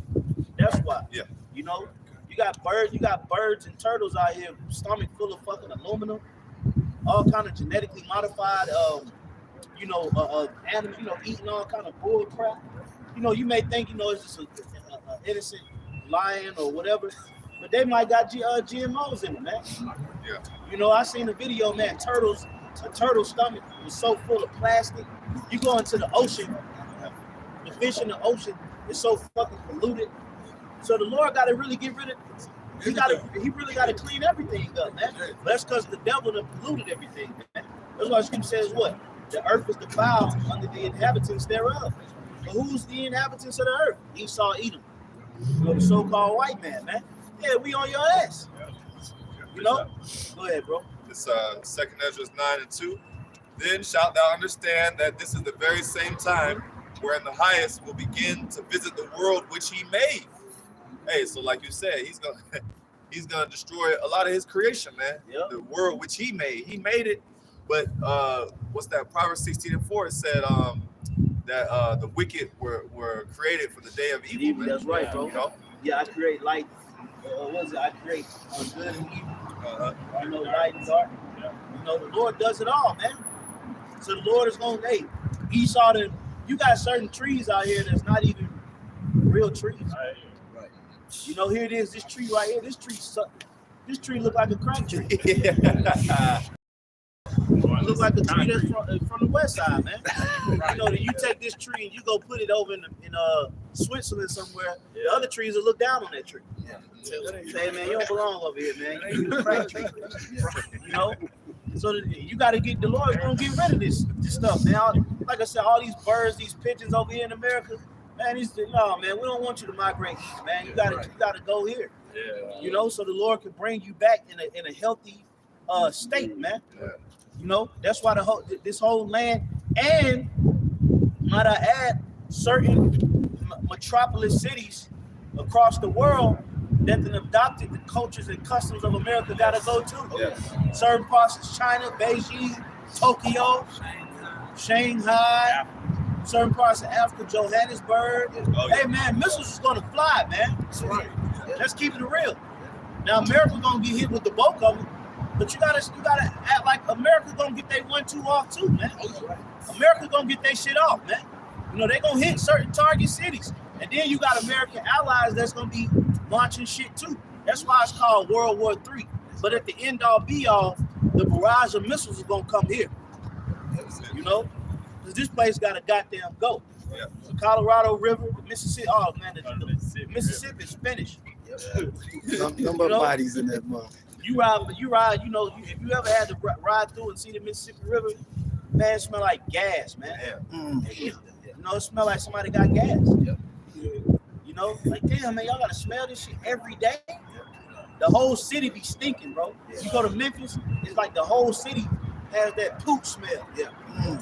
You know, that river gotta go. You know, you got rivers, you probably got Jakes down at the bottom of that damn river.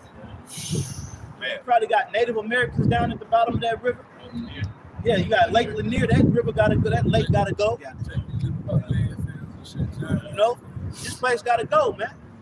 I got it. Jeremiah chapter 7 verse 20. It says, therefore thus saith the Lord power, behold, my anger and my fury shall be poured out upon this place. Right, man. The Lord is going to lay his fury upon this place, man. His anger, man.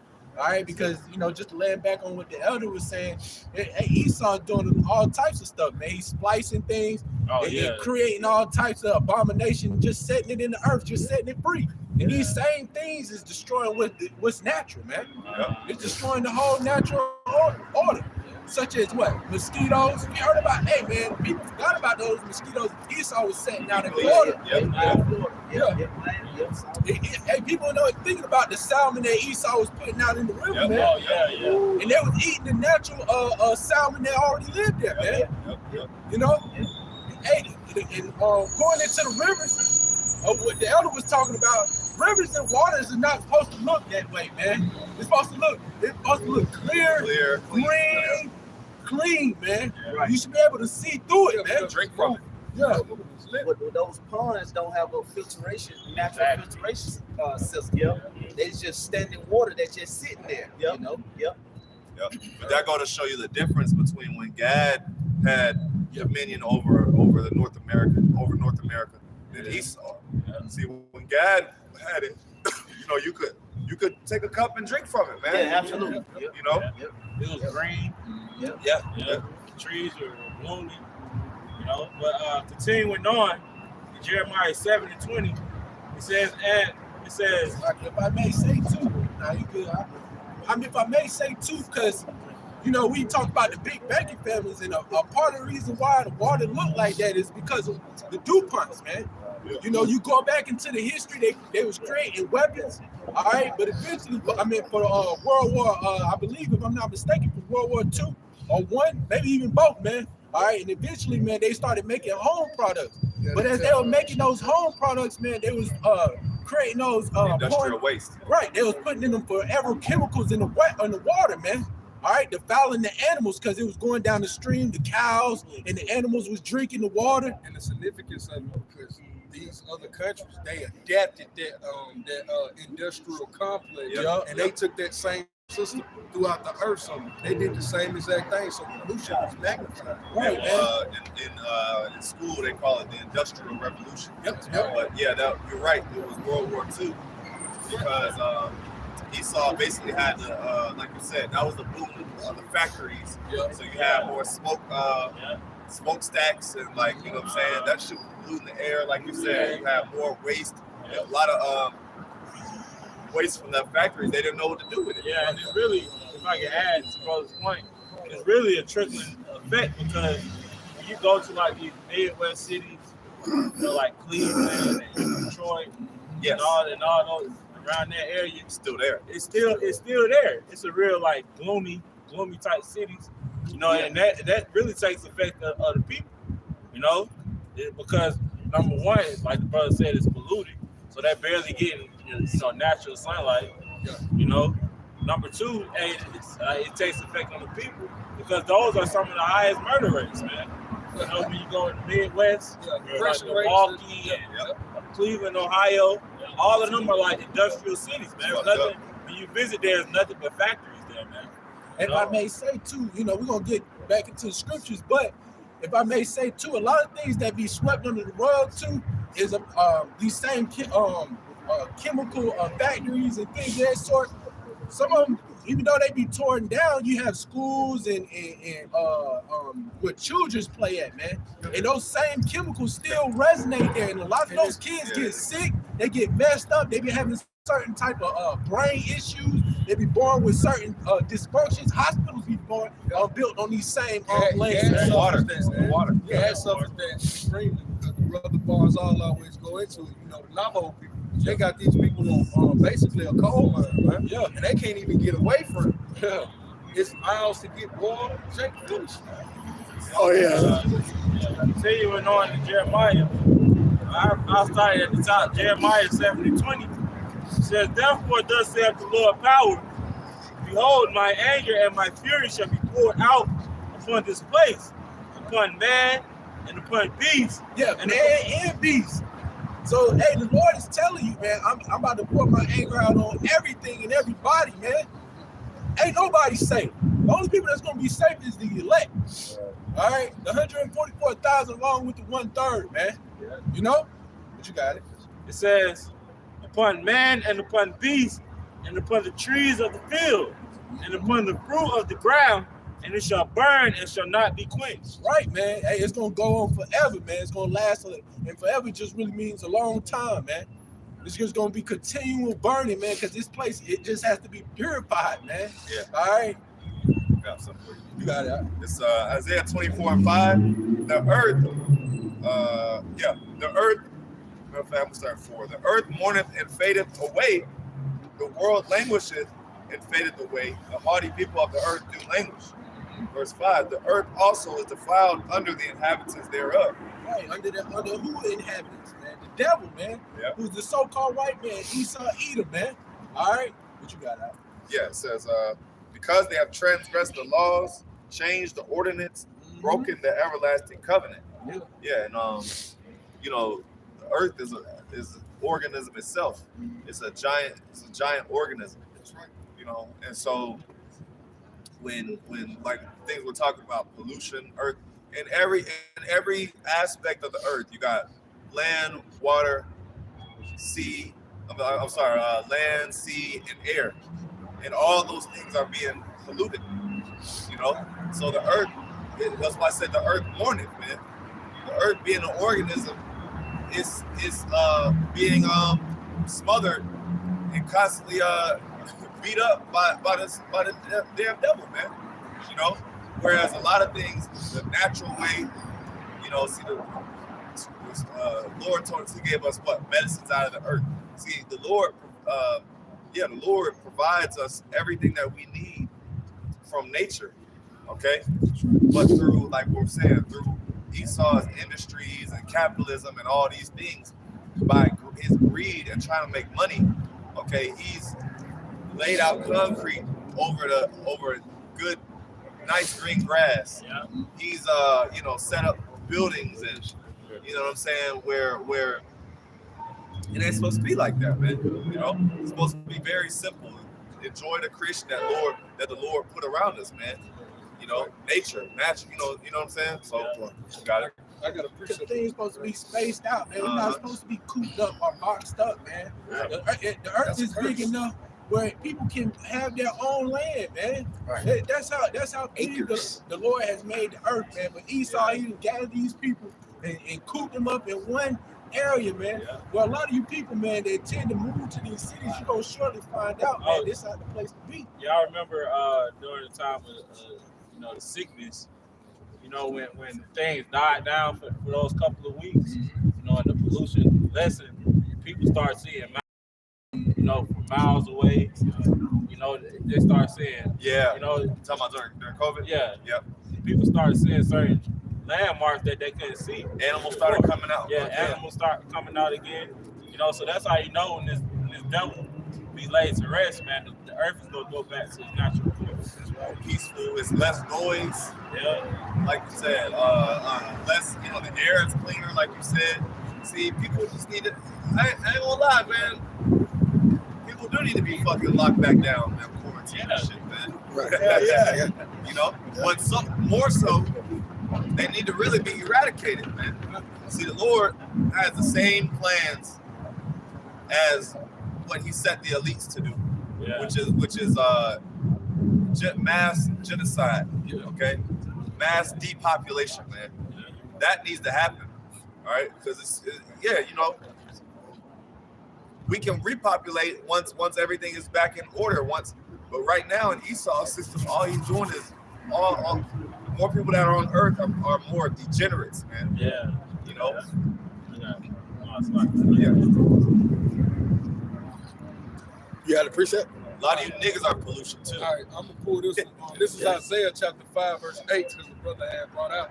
It's a curse to actually be joined house to house, living in these apartments, even having a neighbor that you can wave to is a curse, man. It says Isaiah 5 and 8. Woe unto them that join house to house, that lay field to field, till there be no place, till they may be placed alone in the midst of the earth. But the point is, woe to them that join house to house, because it's going to be calamity in these cities. You're going to be destroyed in that day, man, because it's going to be no barricade or no distance, no space between you and your adversary. He's going to be right next door to you, so I can reach over and just put a knife in your back. Woe unto you, man. But the elites ain't going to have to worry about that. You're going to have to run miles inland to get to Esau, man.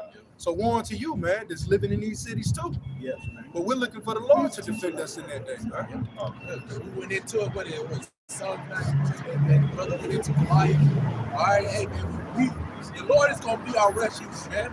All right, He's going to be the one that protect us from whatever's about to take place here in Babylon the Great, aka America, man.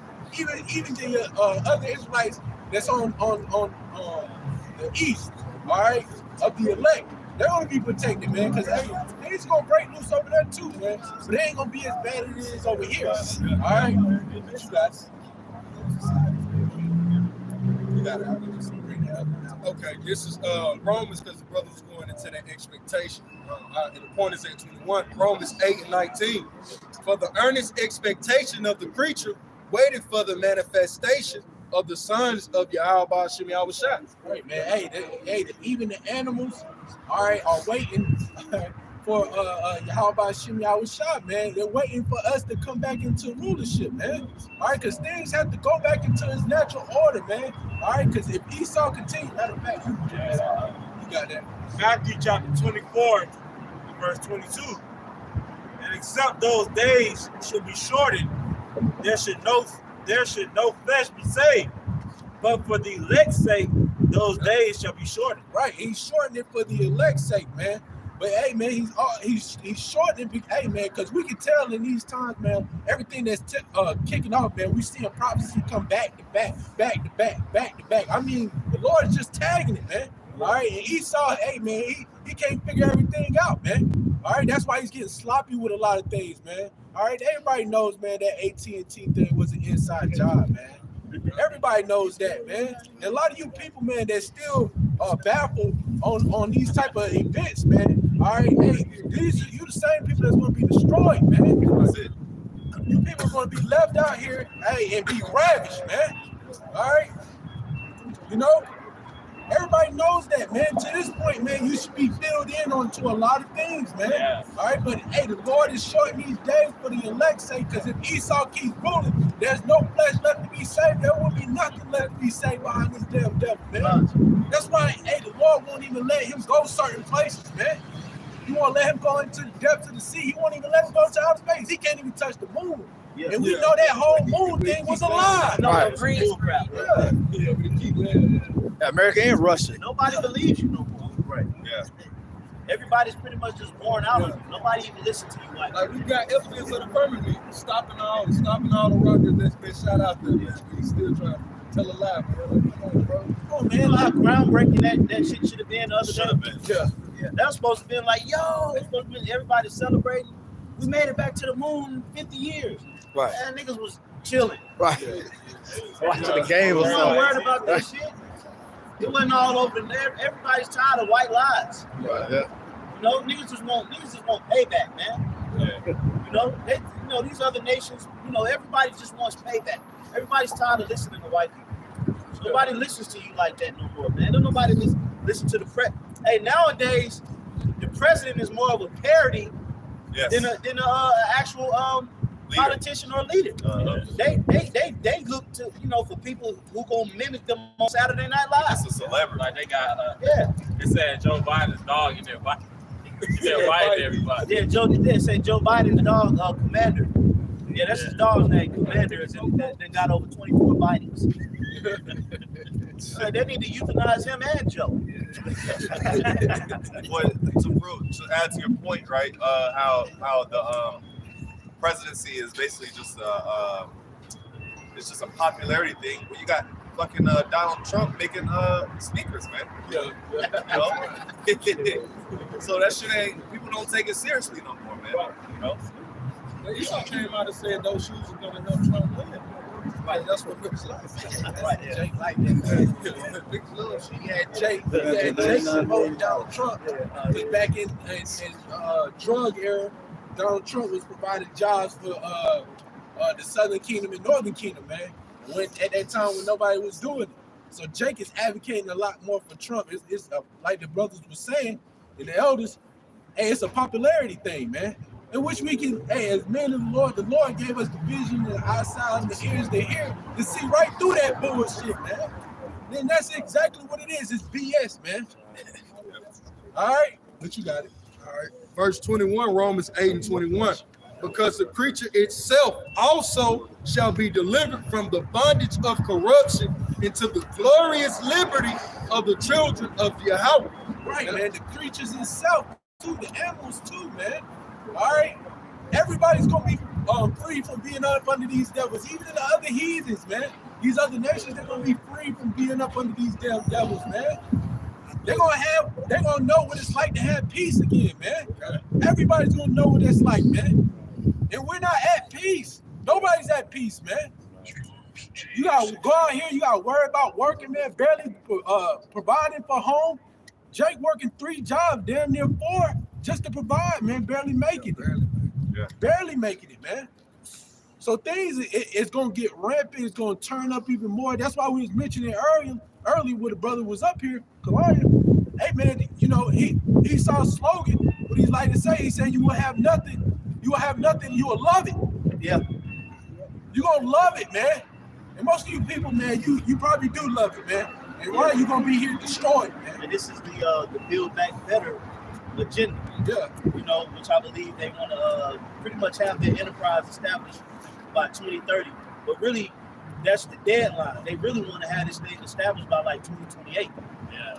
You know, We know that this thing is speeding up because here it is. We almost in fucking March. We almost in March, man. The Lord is speeding this thing up, man. It seemed like it was just 2023 the other day. Now we almost in March. 25% of the year is almost done. You know? So this thing is speeding up. We at the end of fucking February that fast. You know? So Esau gotta move. You know, then when you look at it, since the year sparked off, really even before the year sparked off, but really since the new year sparked off, man, this thing been going down, man. You got, brothers should watch that movie, Leave the World Behind again, because a lot of shit that went down on that movie is happening right now. Remember that you had the Tesla recall, then you just had the outage the other day. But these are all tests. This ain't the real deal yet. Yeah. See, when the real deal hit, people gon', be losing their goddamn mind. See, people ain't lost their mind yet, man. There's still a level of quote unquote sanity or freedom in the earth, man. So there's gonna come a point in time, you give it 2-3 days. 3 days max, niggas gonna start bugging out. Yeah. Bugging. The women gonna bug out in a day to a day and a half. Yeah. The world's gonna start bugging out no later than 3 to 4 days, man. That's when it's gonna start going down, man. You give somebody 3 to 4 days without, access to communications. Internet. They don't know the pharmaceuticals. Oh yeah. That's another thing. What happened during this whole outage was the pharmaceutical prescriptions wasn't popping up in the system. So a lot of people that needed their prescriptions the other day, the doctors couldn't give it to them because it wasn't in the system. No way to verify. There wasn't no way to verify that that's the actual true prescription. Yeah. Because when the doctor prescribes you something, they gotta put it into the system, and then it goes and it registers at that particular pharmacy. So they'll tell you, you gotta go pick it up from this pharmacist. Yeah. You gotta go pick it up from there. You take this prescription. Then the pharmacist will pull it up in the computer, but it wasn't registered. So a lot of people was late on their prescription. And guess what? When you get prescribed medicines, time is of the essence. Yes. Every second counts. Yeah, they got hit with a regular heartbeat. Oh man, think about Jakes that can't get their insulin. Yeah. Toothaches, got a wisdom tooth pulled, but can't get no pain Man, pills. people gonna lose it, bro. When they can't get medicine or they can't call and check on their mama that's in another state. Yeah. Check on they old relatives, they handicapped relatives, or they might be out and about, and they kids at daycare or at school, and they trying to go pick them up, and the traffic lights ain't working. It's straight pandemonium. You know what I'm saying? And the people that work at the schools, they got kids. They're gonna be trying to leave to go get their kids. So they're gonna be leaving other people's kids. Kids gonna be running out the school, trying to run home. It's gonna be complete sheer chaos and pandemonium, man. We ain't got to that point yet. Yeah, because the Lord gonna give the angels the okay to hit the delete button on a lot of people, man. He's just gonna start delete. That's how it's gonna be, man. Yeah, the backspace. Yeah, it's just it's gonna hit back to back, man. And he gonna wipe all y'all slates clean, man. But, I got it. Okay. All right. You got it, bro. Jeremiah 30:7. Last for that day is great, so that none is like it. It is even the time of Jacob's trouble, but he shall be saved out of it. Yeah, so the times that brothers are speaking on, that's the times of Jacob's trouble, man. Where it's gonna be all hell breaking loose. And like Pastor always says, we're gonna know when we in Jacob's trouble, man. It ain't gonna be it's not gonna be maybe are we? No, you gonna know because everything's gonna be heating up, man. It's gonna be martial law, like brothers going into. People. Martial law is gonna come as a result of people. Being chaotic because they're gonna have to come back to restore order. And then you got the migrant gangs. Running rampant right now. Up in New York City. Hey man, they attacking cops. They beat people up. They robbing people. And guess what? The mayor of New York said if we don't get this handled right now, remember it's still cold up there. Yeah. Wow. They said if we don't get this handled here in the next couple of months, They said we're going to have an unprecedented summer of crime. Yes. When it start warming up there, Yeah. they're going to have to shut that city down. Oh, the border. Yeah, the border. Mhm. Yeah, the border. Yeah, they got problems north and south. Yeah. That's about to go Let's down. go. They coming through the back Everybody door. remember Yeah. that video of them migrants lined up on the ground on the fence. Yep. They were asking where they was from and where they was going Yes, to. yes. They was going everywhere. Atlanta, New York, Yeah. LA, Chicago, all over the country. You You know, know? Senegalese, and they was from Ghana, they was from Ethiopia, Eritrea, Yeah. they was from Iran, but see, a lot of the migrants from South America, they was just coming up here for work. Yeah. Then you had a couple of them little them wicked ass Spanish niggas that was up in the mix. Yeah. You know, coming up to America, stirring up chaos. You know, but see, the Lord's gonna kill them niggas too. Yep. You know, all you wicked ass MS-13 gangbangers and you drug pushers, you cartel members peddling drugs all throughout the world. Hey man, the Lord's gonna fuck you up too. Right. Hey, you know, because we get on Judah, we get on the Southern Kingdom. You blacks, Hispanics. I mean, you black niggas. You West Indians. Yeah, we get on you a lot. But really, the Northern Kingdom, you Hispanic tribes, you damn near 100 times more wicked than Jake over here. Oh yeah, it's from the cartel. You all into witchcraft. Mm-hmm. You all into the barria. Yeah. And all that old madness. You be putting spells on people. You be beheading people down there in Central and South America. Snorting, little babies snorting cocaine and doing heroin. You moving massive amounts of drugs all throughout the world. You believe in Catholicism and the Virgin Mary. You know, the highest crime rates or the highest murder rates on the fucking planet Earth is in Central and South America. So the Lord's gonna fuck you up too. Yep. He's gonna get you. God. He's all you rebellious ass Spanish tribes scattered throughout the Central South America and America.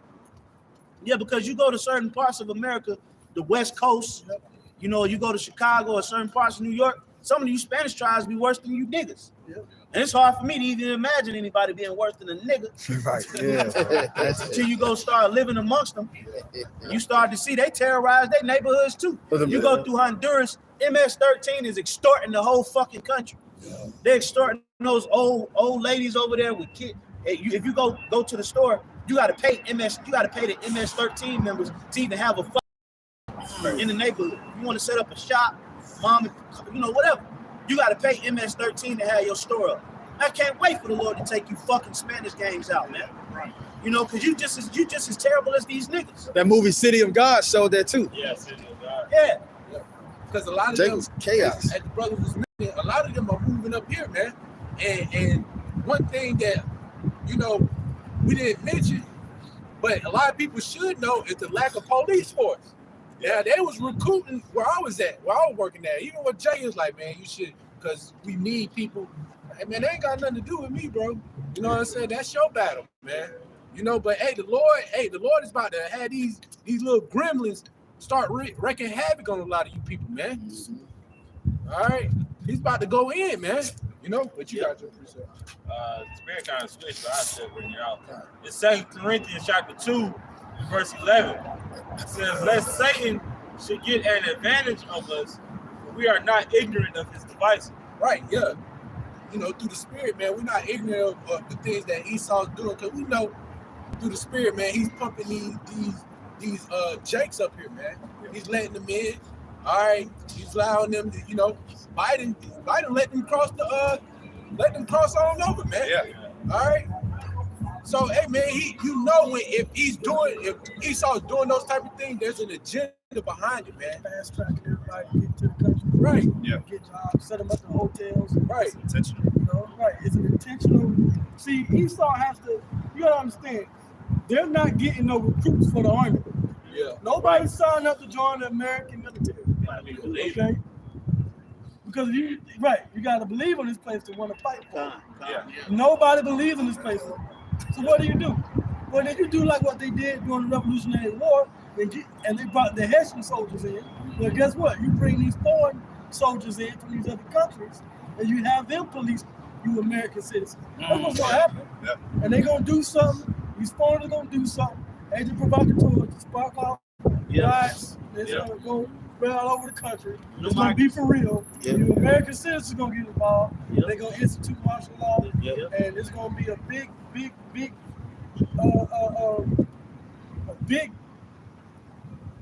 how can I say it? There's gonna be a big Royal Rumble in America. Yeah, that's right, bro. Okay, With they all kind of robots. chaos, man. Yep. The With the robots. Go ahead, You niggas from 2 blocks down.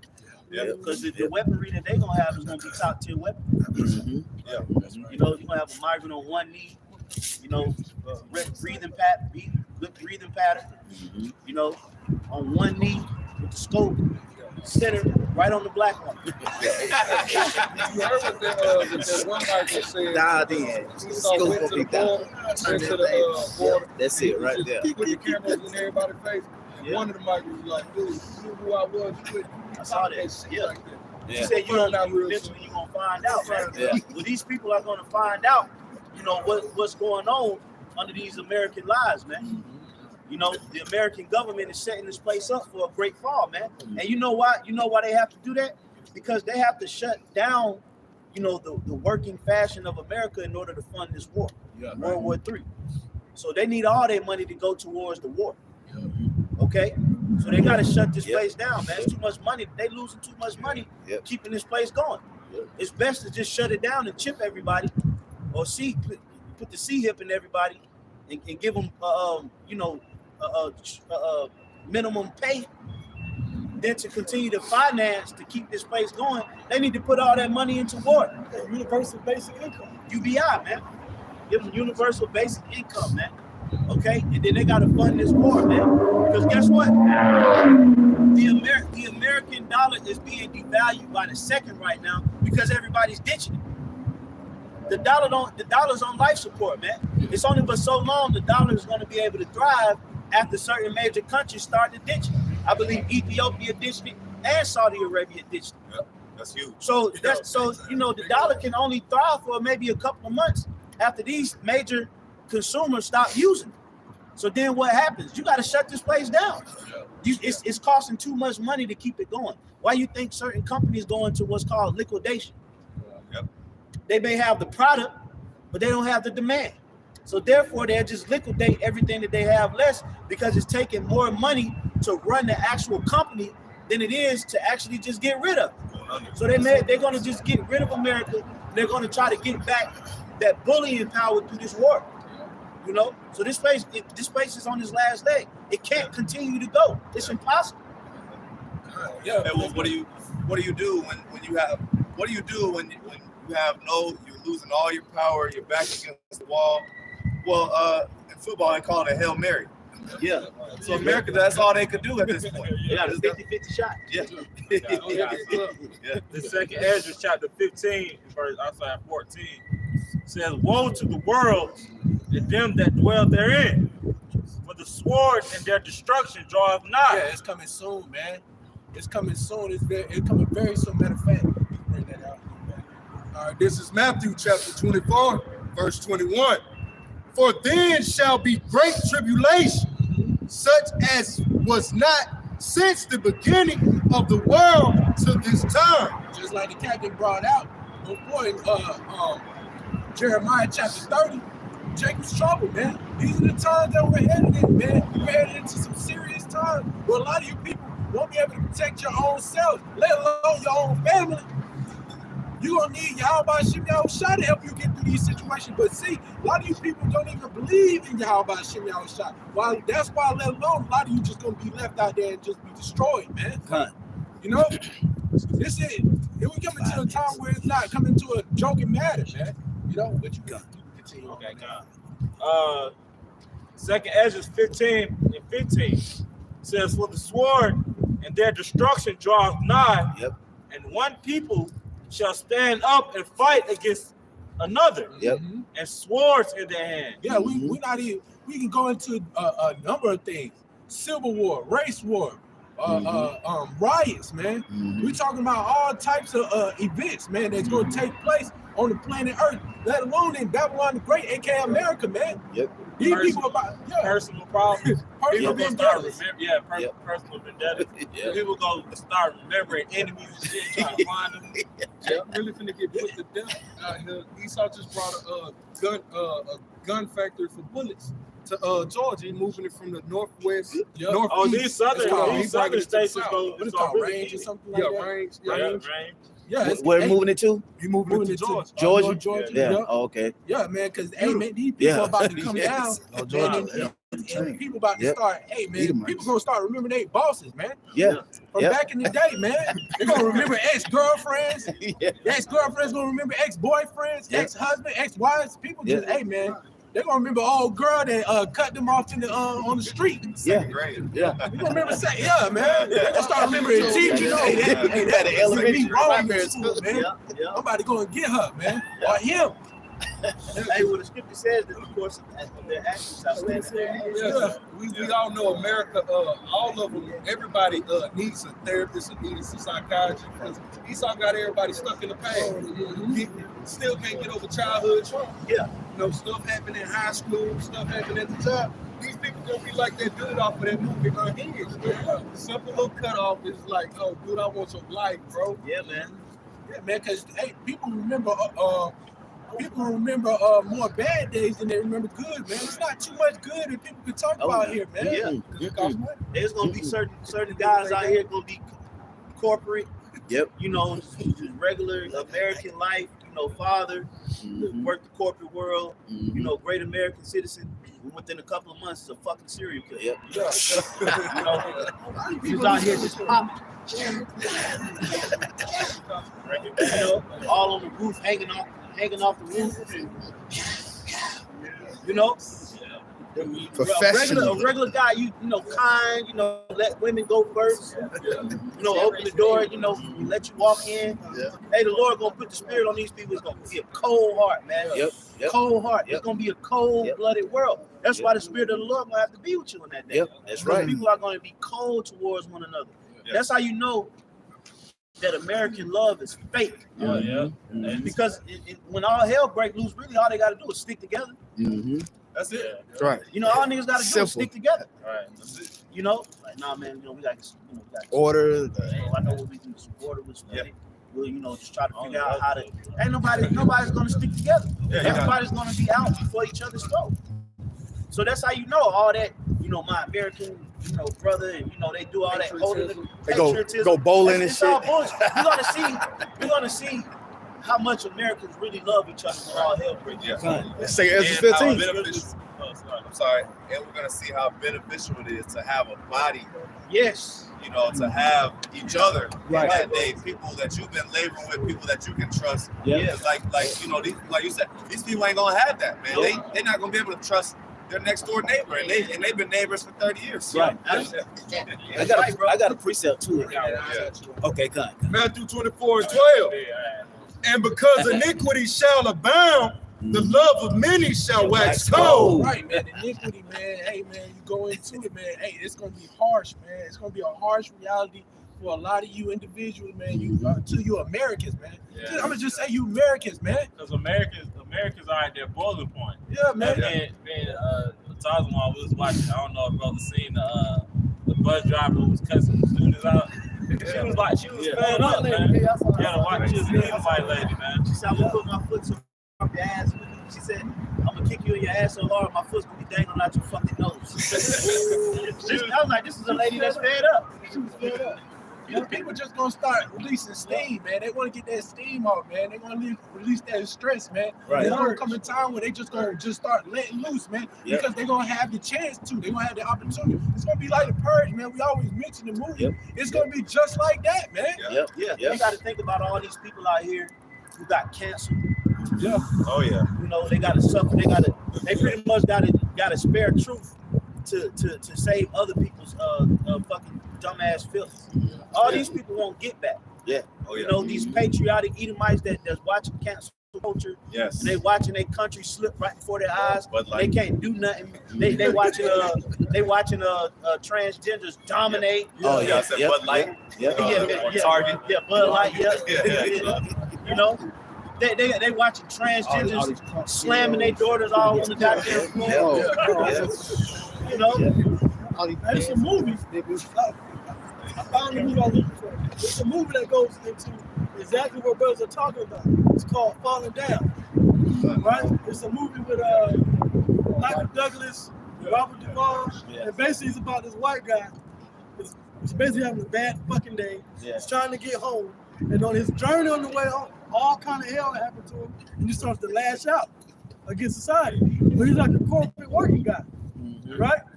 But it's called Falling Down. It came out in the early 90s. I want to see it, man.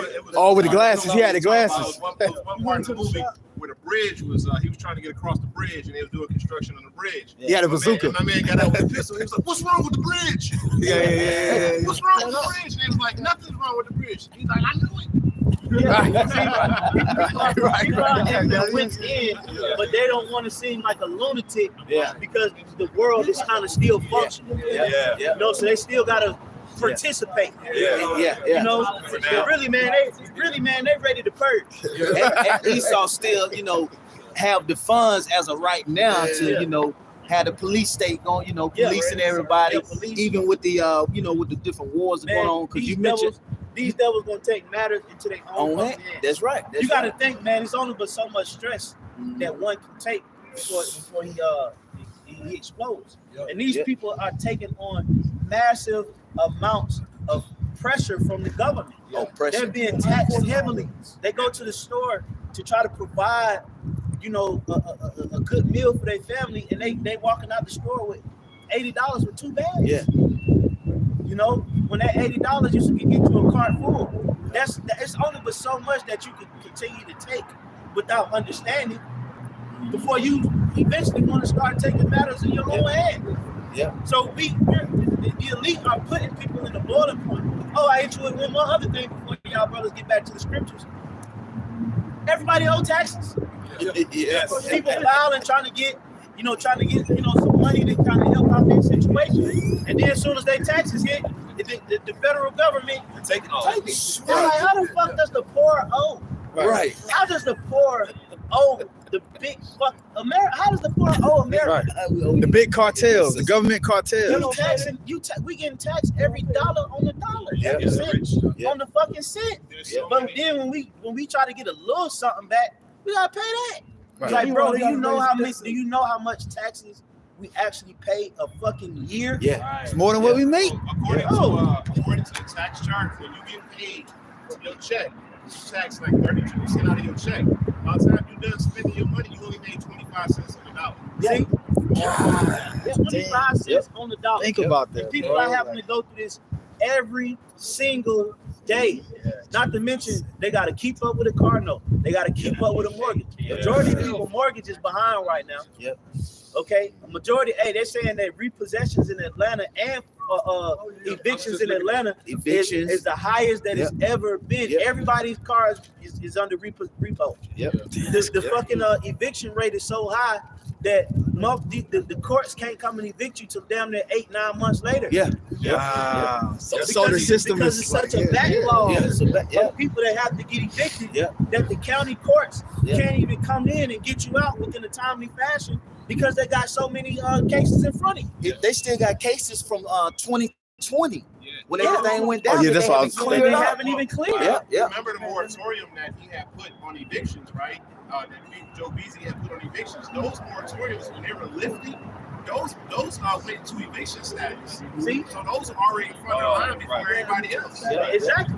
So this is all the we just relating all the pressures that the people are dealing with on a day-to-day basis, and then as they're continuing to reach towards the American dream, everything bottoms out. So they're gonna lose it. They're gonna lose. They're like, man, busting my fucking ass every day. Fucking paying taxes, trying to provide a fucking, and then the fucking government just takes everything. Where's my fucking gun?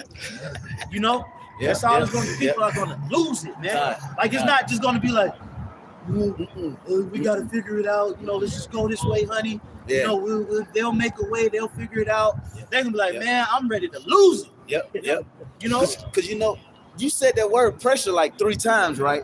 And everything, deal with pressure. Once it reaches max, it's coming down. These tall ass buildings are standing on a foundation that can only hold so much pressure. Yes. Once that pressure point is broke, that shit collapses down. A pipe only holds so much pressure of water or fluid, whatever. Before it bursts. When it reached that, it busted. Same way with people. That was a great point. That pressure. You said it 3 times. Made me think about that. But I got the precept too, though. I got a precept. This is 2 Timothy 3:1. It says, "This know also that in the last days, perilous times shall come." So the last days, a lot of dangers, man, and the dangers from these people getting ready to have reached a pressure point is going to cause a lot of people to be put lives in jeopardy, man. And if you don't have an outlet, what the hell you going to turn to? What the hell you going to rely on to get you out of that pressure breaking point that could take your life, man? Yeah. You got to have Yahweh Shem Shah, man, the spirit of the Lord. I'm going to read again. It says, "This know also that in the last days, perilous times shall come." Yeah, perilous times. Perilous times shall come. For men shall be lovers of their own selves. Somebody get that word perilous.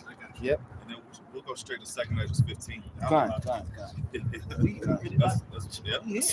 Yeah. That's it. Somebody get that word perilous. Perilous times. Perilous times. Yep. 2 Timothy. Hey man, this is gonna be unprecedented, which that means never done before. Judgment. You got that word? Yeah. Yep. Perilous. It says full of danger. Risky. Involving exposure to death. Yep. Wow. See, involving exposure. See, a lot of you people are gonna be exposed to death. Man. It's a dangerous time, man. When you brought up the purge, right? Mm-hmm. Purge was dangerous, man. I was watching that maybe a couple weeks ago, and at any point, you can get your shit rocked, man. Yep. Read that again, and where you was at. Perilous times. This is 2 Timothy 3:1. Know this also, that in the last days perilous times shall come. Yeah. Dangerous times, man. Yep.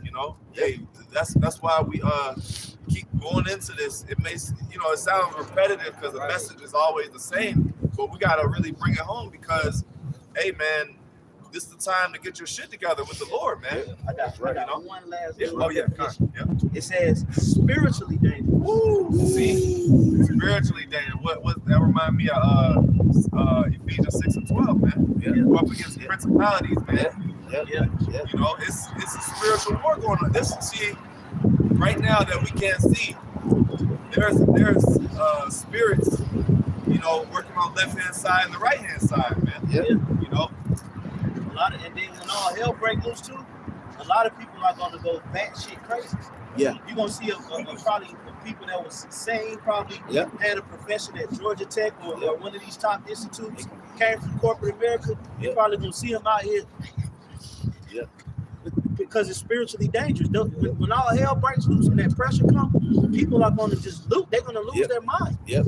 Their minds are they're not gonna know what happened, how they got here. They're gonna see everything. They're gonna see their children dying. They're gonna see their parents dead, co-workers. Yeah. And it's gonna literally bug them out. Yeah. That's why it's a spiritually dangerous time, because what? Wisdom, knowledge, and understanding is gonna give you the stability. If you don't have it, you're gonna bug out. You're gonna bug out. Yeah. Temptation will be at an all-time high. And spiritually, if you don't have the right, if you don't know the right way to go, then the temptation of the dark side, the left-hand side, is going to be increased. Like, for example, we know when chaos breaks out, we're not going to go out there and ride and loop with the rest of the people, doing who knows what, getting involved with who knows what. But these other Israelites or others that don't have the understanding, other people, they're going to be tempted to want to go where the danger's at. So that temptation, that's going to weigh on your spirit, So spiritually, it's going to be dangerous too. because you're not walking in the path that Yahweh Shai already told us the way to go. Yeah. Scripture said when them times come, we're gonna hide ourselves, not go into the danger. Yeah, that's a great point, man. Hey, it's dangerous as hell to not have the spirit of Yahweh Shai. It's dangerous as hell, man. You're vulnerable. You don't have no protection. You don't have the name. You don't know what's going on. Like the elder mentioned, wisdom and knowledge. Without that wisdom and knowledge of what's going on, man, you're just tossed. You have no clue. You know, when the grid collapses, or like brothers went into different scenarios. You got the kids at school, and you know what I'm saying. And the communication lines down. See, we gonna already look. Oh, it's time. Right. You look. Oh, this is it. You're gonna be like, this is what we've been waiting on for years, man. You know. But then you got people that's like, no, I don't know. What is this? They gonna want those answers. Same way, because see, that was a tease run. I'm about to say the AT&T thing. Now, whether it was planned, I know brothers believe it was planned. It could have, but it could have also been actual. Cause what did they say? What did they eventually clean it up and say? They said it was the network was crowd, or is an update. They said it was an update. That's what they said. They said they were updating the network. If I could say it real quick though, but there was other systems that went down too. It wasn't just AT&T. It was a whole bunch of other systems that went down. Yeah. To my like phone systems, They said that was allegedly. So I don't know. Like I don't know. Mine didn't either. I don't got AT&T. But the point being is that People bug out. yeah, the point being is that regardless of whether it was planned or not, really it doesn't matter. You can see the reactions of the people. You see people you had the AT&T store, lines outside the AT&T store of people looking for answers. They need to know what's going on. You know? So that's gonna be the same. See, people when they're not able to get these certain answers, they're gonna bug out. They're gonna be like, oh well, because see, people are so used to convenience. And they think like, oh well, see, these people think that let me call your boss. Let me call the head of AT&T. Let me call your manager because I'm outraged. I'm pissed off. Why is my phone not working? This is above your fucking manager. Right. This is some update. If it was an update indeed, this was an update by the heads, the corporate leaders of AT&T, man. They're not about to talk to your black ass, man. Whoever controls the control room and the satellite, they push the button. They push Yeah. the It button. wasn't the CEOs. Right. He didn't do it. It's whoever's behind the computer room. Yeah. So let's get into that Ephesians 6 and 12. Since we're talking about a spiritual war. Go ahead. Yep. This is Ephesians chapter 6, verse 12. Mm-hmm. For we wrestle not against flesh and blood, but against principalities, against powers, against the rulers of the darkness of this world. Yeah, we're up against us as the hopefully elect and walking in righteousness to the best of our ability. We're up against rulers of darkness, man. You know, principalities, man. These wicked forces that are always trying to throw us off our game and get us to go to the left-hand side, man. You know, that's why that word perilous, it said spiritual danger, man. We don't want to get into spiritual danger, man. We want to be in spiritual safety. You know, you got it. Against the rulers of the darkness of this world, against spiritual wickedness in high places. Yeah. So what's the opposite of spiritual wickedness? Spiritual righteousness. Righteousness. Man. We want spiritual. How do you get that spiritual righteousness? How do you get that spiritual safety? Through the power of the Yahweh Shai. That's it. Doing what we're doing right now, man. Yep. You know, striving, pushing. So like I said, this thing may sound repetitive. You know, brothers, they hear the same, they go to a lot of the same precepts. But listen, it's for our betterment because when we're going through those times, guess what? That repetition is going to be at the top of your head. Mm-hmm. Like, damn, you know what? The Lord is a rewarder of them that diligently seek him. Yep. Yeah, got it. This is Proverbs 18:10. The name of the Lord, Yahweh Bashem Yahushai, is a strong tower. That's it. The righteous runneth into it and is safe. Okay? So when you have the name of the Lord, that's the first key to unlocking everything else that comes with being, like the brother said, in spiritual safety. And once you have that name and you call upon it, it says those that are righteous, they run to call upon it, and they become safe. You can be surrounded by danger. That's Psalm 91st chapter.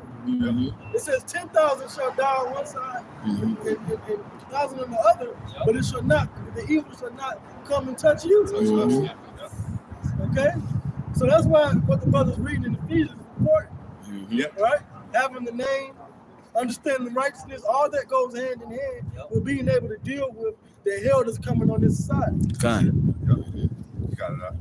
This is Ephesians chapter 6, verse 13.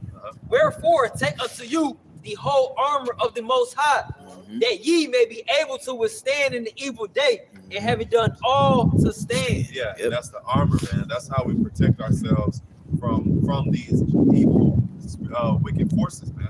You know, see, Esau has evil spirits all across the city, man. You got fucking niggas got car demons. You know, niggas got music trap demons on them. You know, there's so many different ways. There's so many different evil spirits that plague our people, man. So that's why when you come to the truth, it said put on the whole armor, and through that armor, you'll be able to deflect, man. You'll be able to deflect those certain things, man. You got Jake got draws demons, you know, or whatever, you know, whatever spirits that. I mean, there's so many different gaming. You got gamers. You got YouTube demons. You got the money demons. What's that? Influence. You got YouTube Influencer, bloggers, See, there's a lot of different ways. There's a lot of different avenues this world will try to get you, man.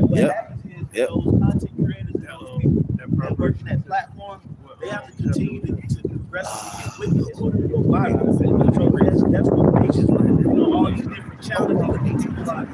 Dying to stay life. Because content creators have to figure out how to stay relevant. They ain't doing nothing but bringing more wickedness. And causing disturbances. That's why you notice a lot of the shit that go viral is usually in a store, causing some type of disturbance. You know, messing with people, you know, just fucking with people that's trying to shop. Right. You know, I'm just trying to get my fucking I'm just trying to get my 200. I'm just trying to buy some orange juice for $10. I'm already finished. I'm already finished. The groceries already expensive as hell. But you got a nigga with a microphone and a camera fucking with you, man. Right. You know? That was one of the worst things that could happen to America was the internet. Yeah. You know, the majority of you people don't need to be on the internet. You have something to get in that second. You got something to say? Oh yeah, this is I want to get what brother read, but I want to read it in the See, America's gonna get destroyed. These are the last days of America. That's right. Enjoy these last few moments. Yeah. You know, we had the AT&T lines down. That's gonna happen again, but it's gonna extend to days and weeks and however long, man. Yeah. That's right. Okay, so this is what the brother read, Ephesians 6 and 11. This is in the NLT. It says, put on all of God's armor so that you be able to stand firm against all strategies of the devil. All strategies. Right. Well, yeah, so Esau's coming with strategy.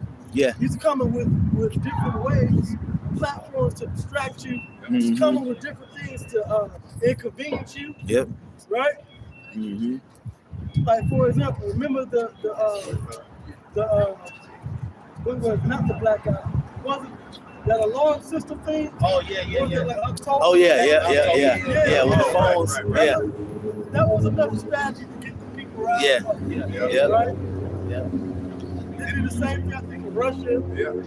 Okay? And it's all for collecting data. Yeah, it's all data collection. How many people can we get? How many systems can we shut down? If we do it at one time, it's only going to affect regions, right? So it says, for we are not fighting against flesh and blood enemies.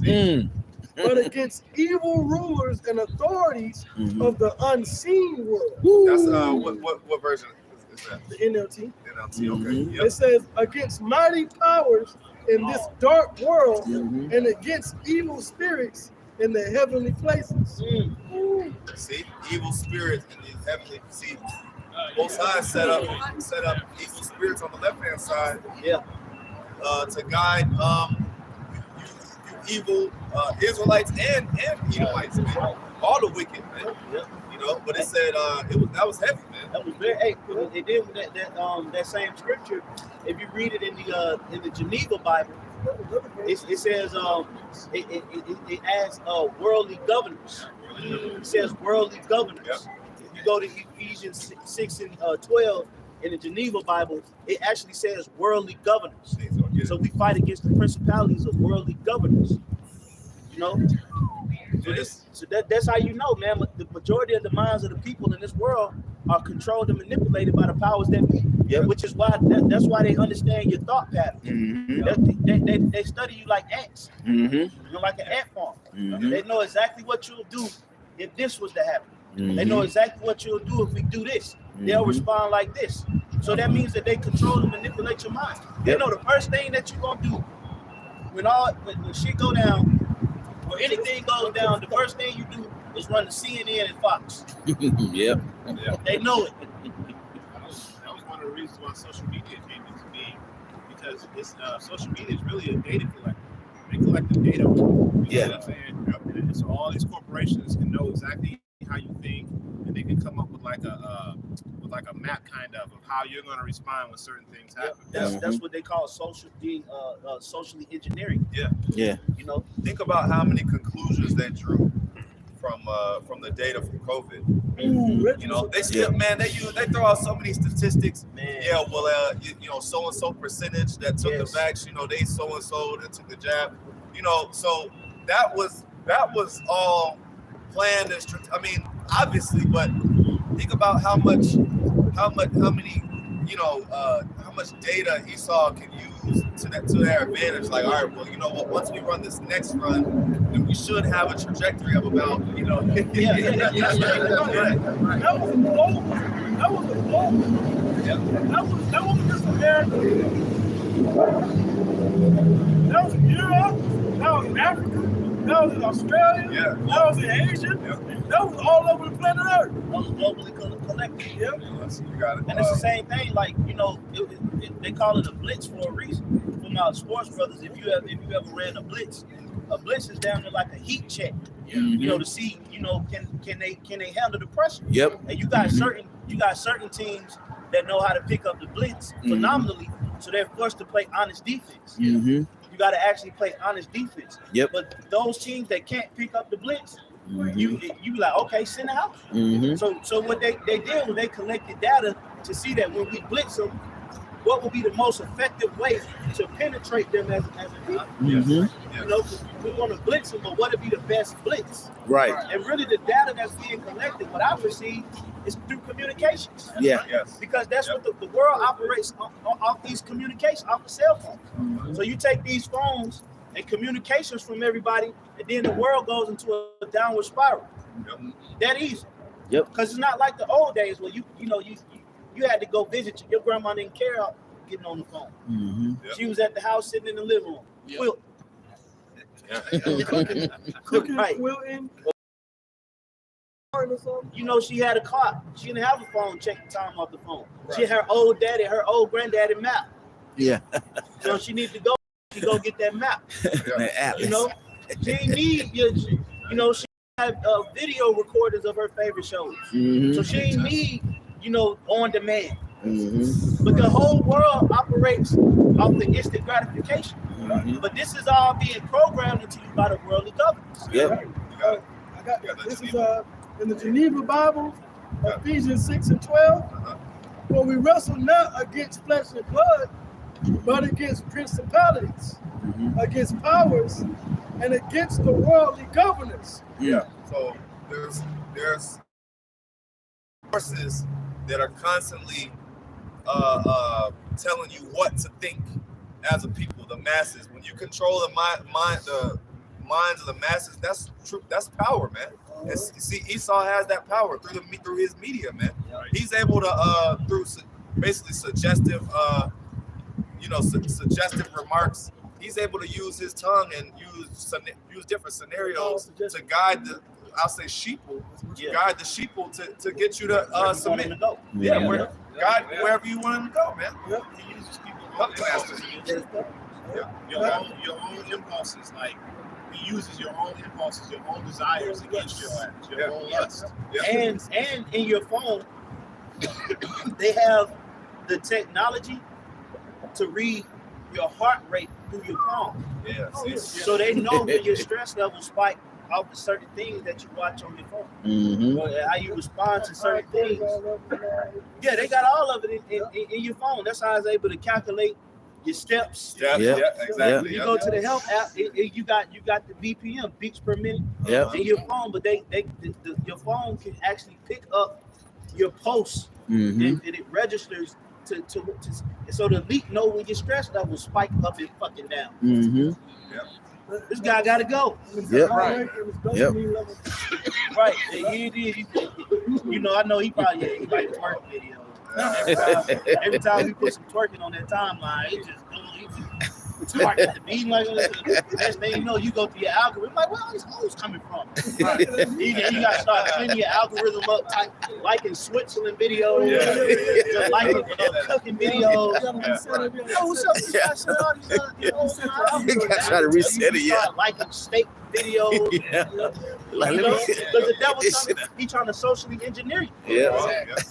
He chooses out. Now, if you understand grammar, you read how it's written. It's telling you who the worldly governors are. So it says, but against principalities, against powers.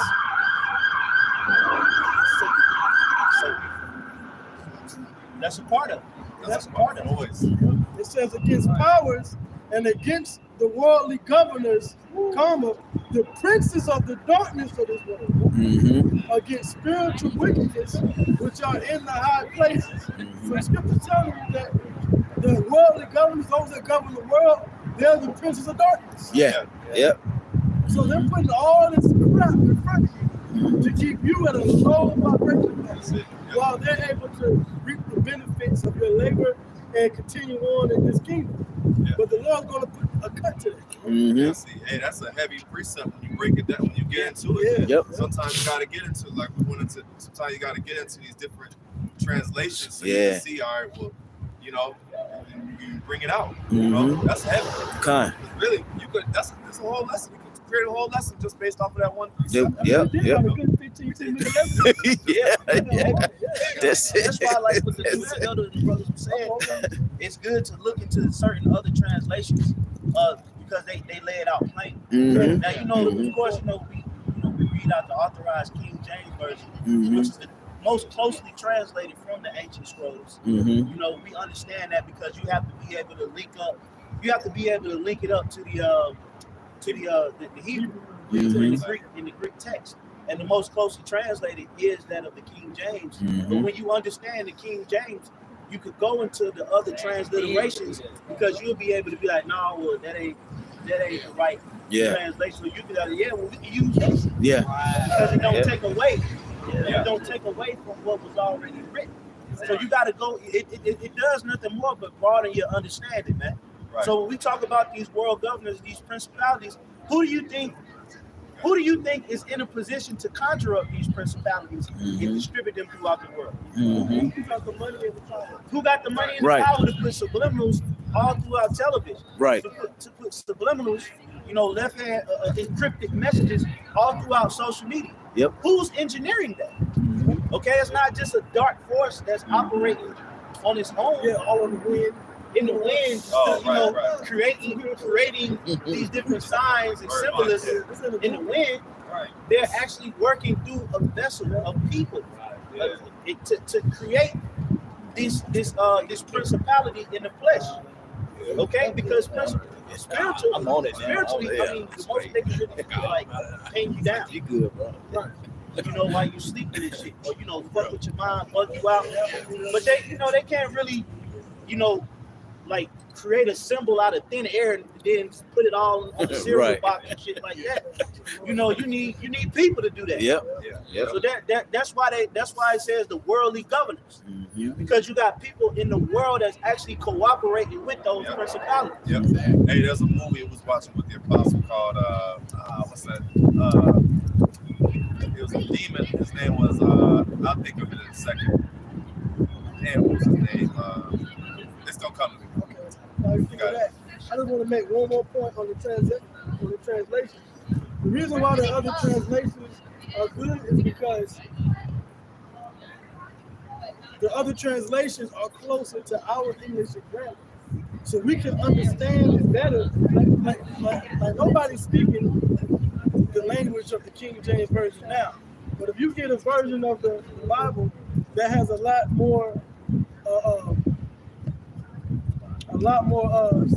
the grammar closer to our speech, you know, such as like modern day English with the grammar, commas, certain positions and things in the writing, then you'll understand it better, right? Because in King James, it mentions higher powers, but it doesn't mention worldly governors. But when you break that down in the modern English, you would get it's worldly governors. So it makes more of an impact. Yeah. Let's speak enough, because the prophecy says, with another language, another tongue, will stand over this. How we speak to this people. So you can go into that and you can correlate that back to the King James, back to the Hebrew, back to the Hebrew. That's it. Yeah. Speak modern English. So, like you said, like, you know, sometimes the thou and sometimes that can throw you off. But like Brother saying, the foundation is still the King James Version. Get the understanding of that first.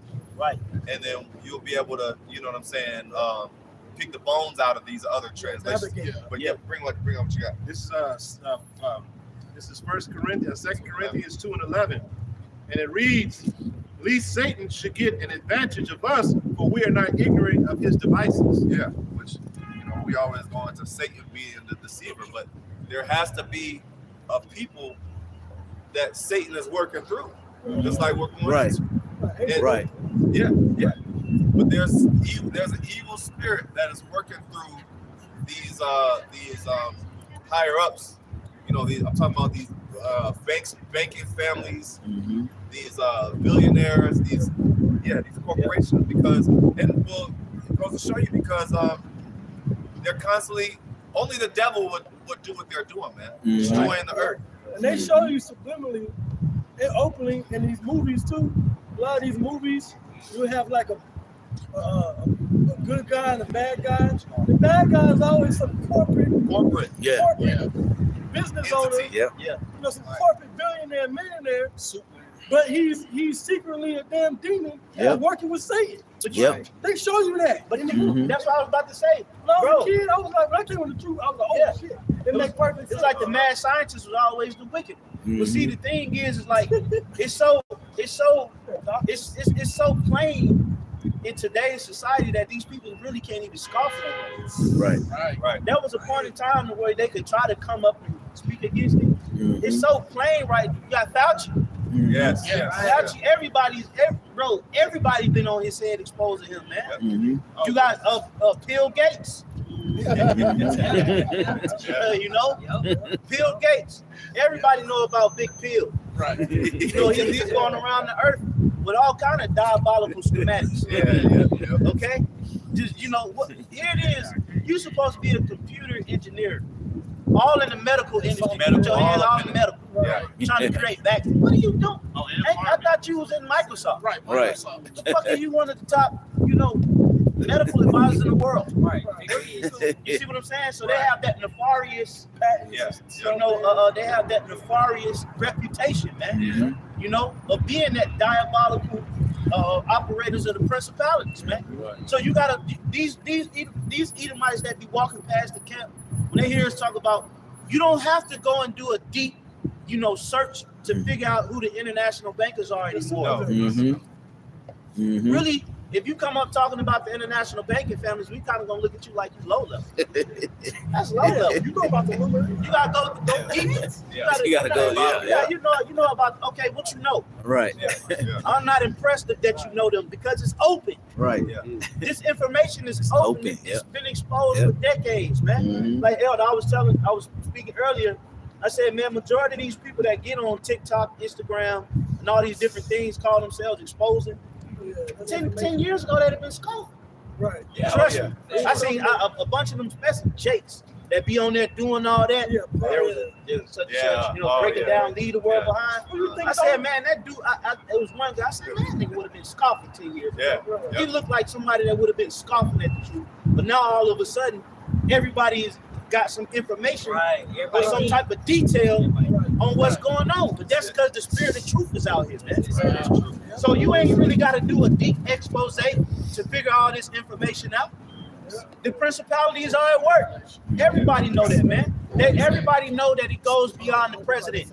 That's not groundbreaking information at this point in the game. That there's people above the president. If you don't know that there's people above the president right now, I can't even call you low level. You below surface level. Right. You ain't even low level, man. Right.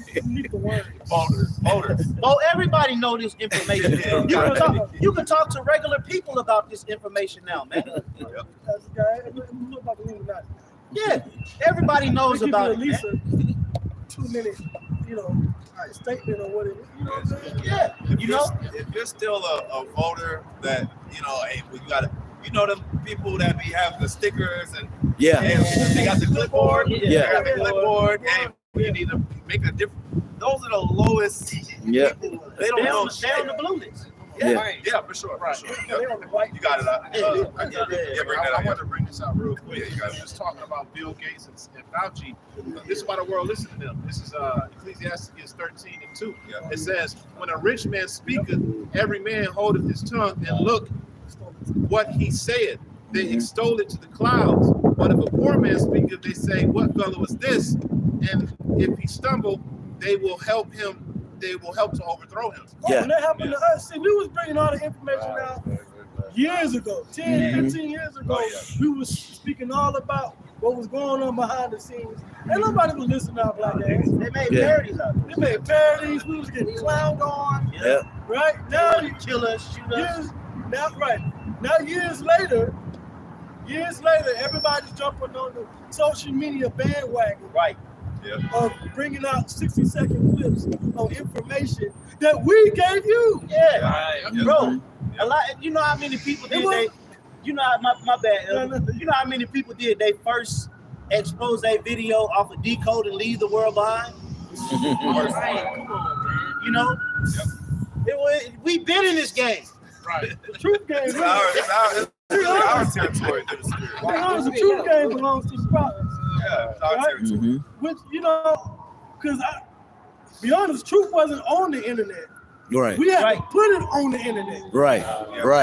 Yep. When we was coming around, facts. When the truth started out young. Libraries, books. You know what I'm saying? We sometimes had to watch the same videos over there. Now, of course, we had our teachers on there. Right? But like we said, we had to put it on the internet.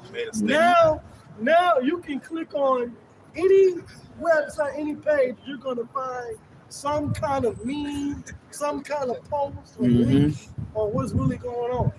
Right. And then and not to take away from people waking up. It's good to people that they're waking up. It's good. But the scripture talks about having knowledge but never coming to knowledge. Because see, a lot of people are stuck in woke culture. They're stuck in the actual culture of it. But really it's like being in outer space, but not really having control of where you're going. You don't know where you're going. Where you going with? But where you going with Leave the World Behind and all these decoding messages on TikTok? Where are you trying to take the listeners? What's going to be the next video that you're going to do to link to the previous video that you did to give understanding to the times that we living in? What's the solution? You just basically a nigga who woke up that don't know what the fuck to do. You know, so we like I said, we've been in this game, baby. We've been given a plain way or the path to Yahweh Basham Shai, telling you that this is the way, walk ye in it. You know, so we ain't new to this, man. We've been out here, like what the elder said, man. We was out here when it wasn't popular to be woke. And you know, what Jake always say back then is, what are y'all doing for our people? Right. Yeah. That was all. What are y'all? But y'all on all over TikTok and Instagram, flooding all of our timelines. What are you doing? You monetizing your TikTok? At least we ain't monetizing. Right. Design off of telling you the truth. You got that up? No? We don't. Oh yeah. Other bro. We don't. This is Joel, chapter 2, verse 28. And it shall come to pass afterward that I will pour out my spirit upon all flesh, and your sons and your daughters shall prophesy, your old men shall dream dreams, your young men shall see visions. Hey, there's a solar eclipse coming on April the 8th, that's going to blot out the sun from coast to coast. That's right. You know, that's going to bring about more destruction. But that's a part of the Lord pouring out his spirit. Hey, the Lord's pouring out the spirit of truth, just like we're going into, man. The truth. See, there's a saying, the truth doesn't need support. It stands on its own leg, you know. But see, through the spirit of Yahweh Basham Shai, okay, he gave us a foundation to push out there that like we're going into. The rest of the world eventually caught on. But the Lord really had pillars that pushed out that truth from 2008 and I mean, we talking about the internet age, but before that, you know, Times Square, we talking about way before the internet, you know, before a lot of shit. Half of the brothers most of the brothers was born, man. Hey, we lived, some of us damn near 2 decades before we even knew it existed. That's how long the truth, you know, we was living, walking around, you know, in school, and the truth was out there going. You know, so we entered into other men's labor, but nonetheless we've added to the labor. We've helped increase the understanding of the scriptures through the spirit and power of Yahweh Shai. You know, so a lot of you people, y'all entering into something that y'all really don't have no idea what you're entering into, but it's still helping the truth. But it's still not it's not you stuck in the culture of being woke. We're not. Say it again, bro. Exactly. See, we're not stuck in the culture of being woke. Okay? So for instance, if you run into somebody on a day-to-day basis, you out and about, and they you know, y'all talk about a subject that deals with being woke, 9 times out of 10, you'll probably kill the conversation soon. Because I don't want to talk to you about this. Right. You know, we know where it's gonna lead. Exactly. Right. So you'll try to, because you're not in the culture of being woke. A lot of people just think it's cool. You won't conversation piece. But really you're not even woke. You just got some info. You ain't woke. We gonna lead you. We gonna steer you every time. Well, you know, if the conversation were to go on hypothetically, we're gonna steer you right back to the Bible. That's what we gonna, and that's where these people draw the line. They don't want to deal with that. That's the deciding factor. Biblical sourcing. A lot of people cannot stand biblical sourcing. Because, you know, because what it does, a lot of people will speak about the Bible, but they can't source it. See, majority of people they hate biblical sourcing, where we can actually go and source all of the information that y'all know. We could go and take all the info that y'all people know or claim to know and give you a source out of biblical text. That's when you start to deny being woke. You know, the reason why too is because religious talk is touchy now.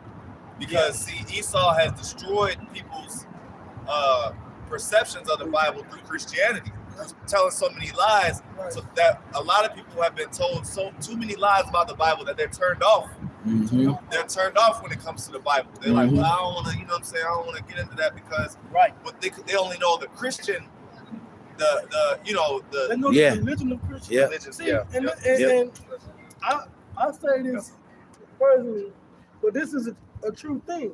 Christianity and the Bible is two totally different things. Absolutely. Christianity has nothing to do with the Bible. Christianity was created using characters and aspects of the Bible to create a monster of a religion based off of paganism as well. Absolutely. The Bible and its truth has nothing to do with Christianity or Islam or 5%ism or anything else you want to add to that. The Bible stands alone.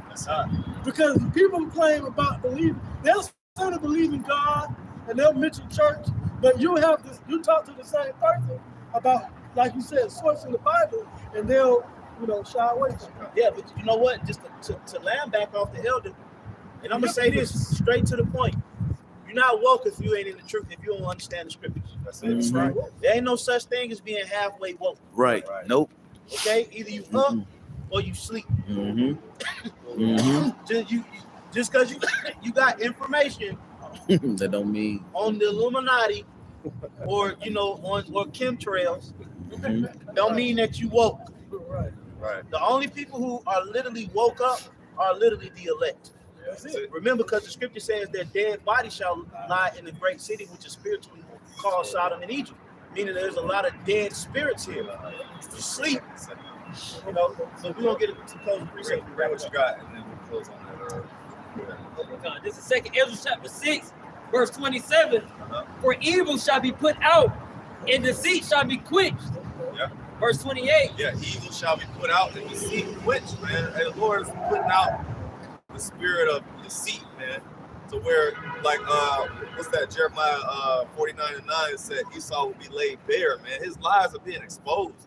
See, this Esau, it don't take but a couple hours for these people to jump on a false flag, or shit. Not even that, bro. They on his head, bro. Yeah. Don't do it live in front of you. Jake, they see they watching the Super Bowl, breaking it down in real life. And one time they be breaking stuff down and don't even be happening, bro. Be like, Verse 28. As for faith, it shall flourish, corruption shall be overcome, and the truth, which have been so long without fruit, shall be declared. See, the truth will be declared, man. This is in Revelation. It always talks about that 350-year period where we didn't have the truth. All right, but now we're in the time where the truth has flourished in a short amount of time. Yeah, it's magnified, man, exponentially, man. The faith and truth is talking about these people being the Israelites. That's it. It ain't talking about knowing the knowledge of the powers that be. That's it. That's not what it's talking about. It ain't talking about breaking down the Super Bowl or breaking down the damn grannies. Right. The faith in Yahweh Bashem Yahushua and his truth is going to flow. Bring out what you got. This is Romans chapter 11, verse 7. What did Israel had not obtained that which he seeketh for, but the election had obtained it, and the rest were blinded. Yeah, man. So the elect at the end of the day, man, the elect is gonna get it, man. Everybody else can be blinded, man. Either the spirit is working with you and dealing with you and something with you to bring about this, to come into the knowledge and bring about this thing. Where it's not, man. You might be so-called woke to certain things, certain knowledge, but if you ain't coming back to the Bible and really coming up under this right here, man. You ain't woke. You ain't woke, man. The only people that are woke in the earth are the elect of Israel. That's it. You got Hebrew Israelites that ain't woke. That's why the scripture say the elect should have obtained it, and the rest were blinded. Only the elect got it. That's you it. got certain Hebrew Israelites that still sleep. That think that they woke. Yep. They dreaming. Yep. You ever had a dream and you thought you was woke, but you still sleep? Yeah. A lot of you, that's them. A lot of them think that they woke. They think that they got it. But in all actuality, they still sleep. But they haven't come into the fullness of the knowledge of the truth. You know, the Lord either dealing with you 100% or he ain't dealing with you at all. Yep. Hey, so yeah, Lord willing, brothers were edified and exhorted. We'll end off by giving all praise and glory to Yahweh Ba'Shem, Yahweh Shai Ba'Shem Rakakadash. double honors to the elders and apostles, great millstone. Shalom to the elect and all the faithful, sincere brothers that's pushing. Shalom. Shalom.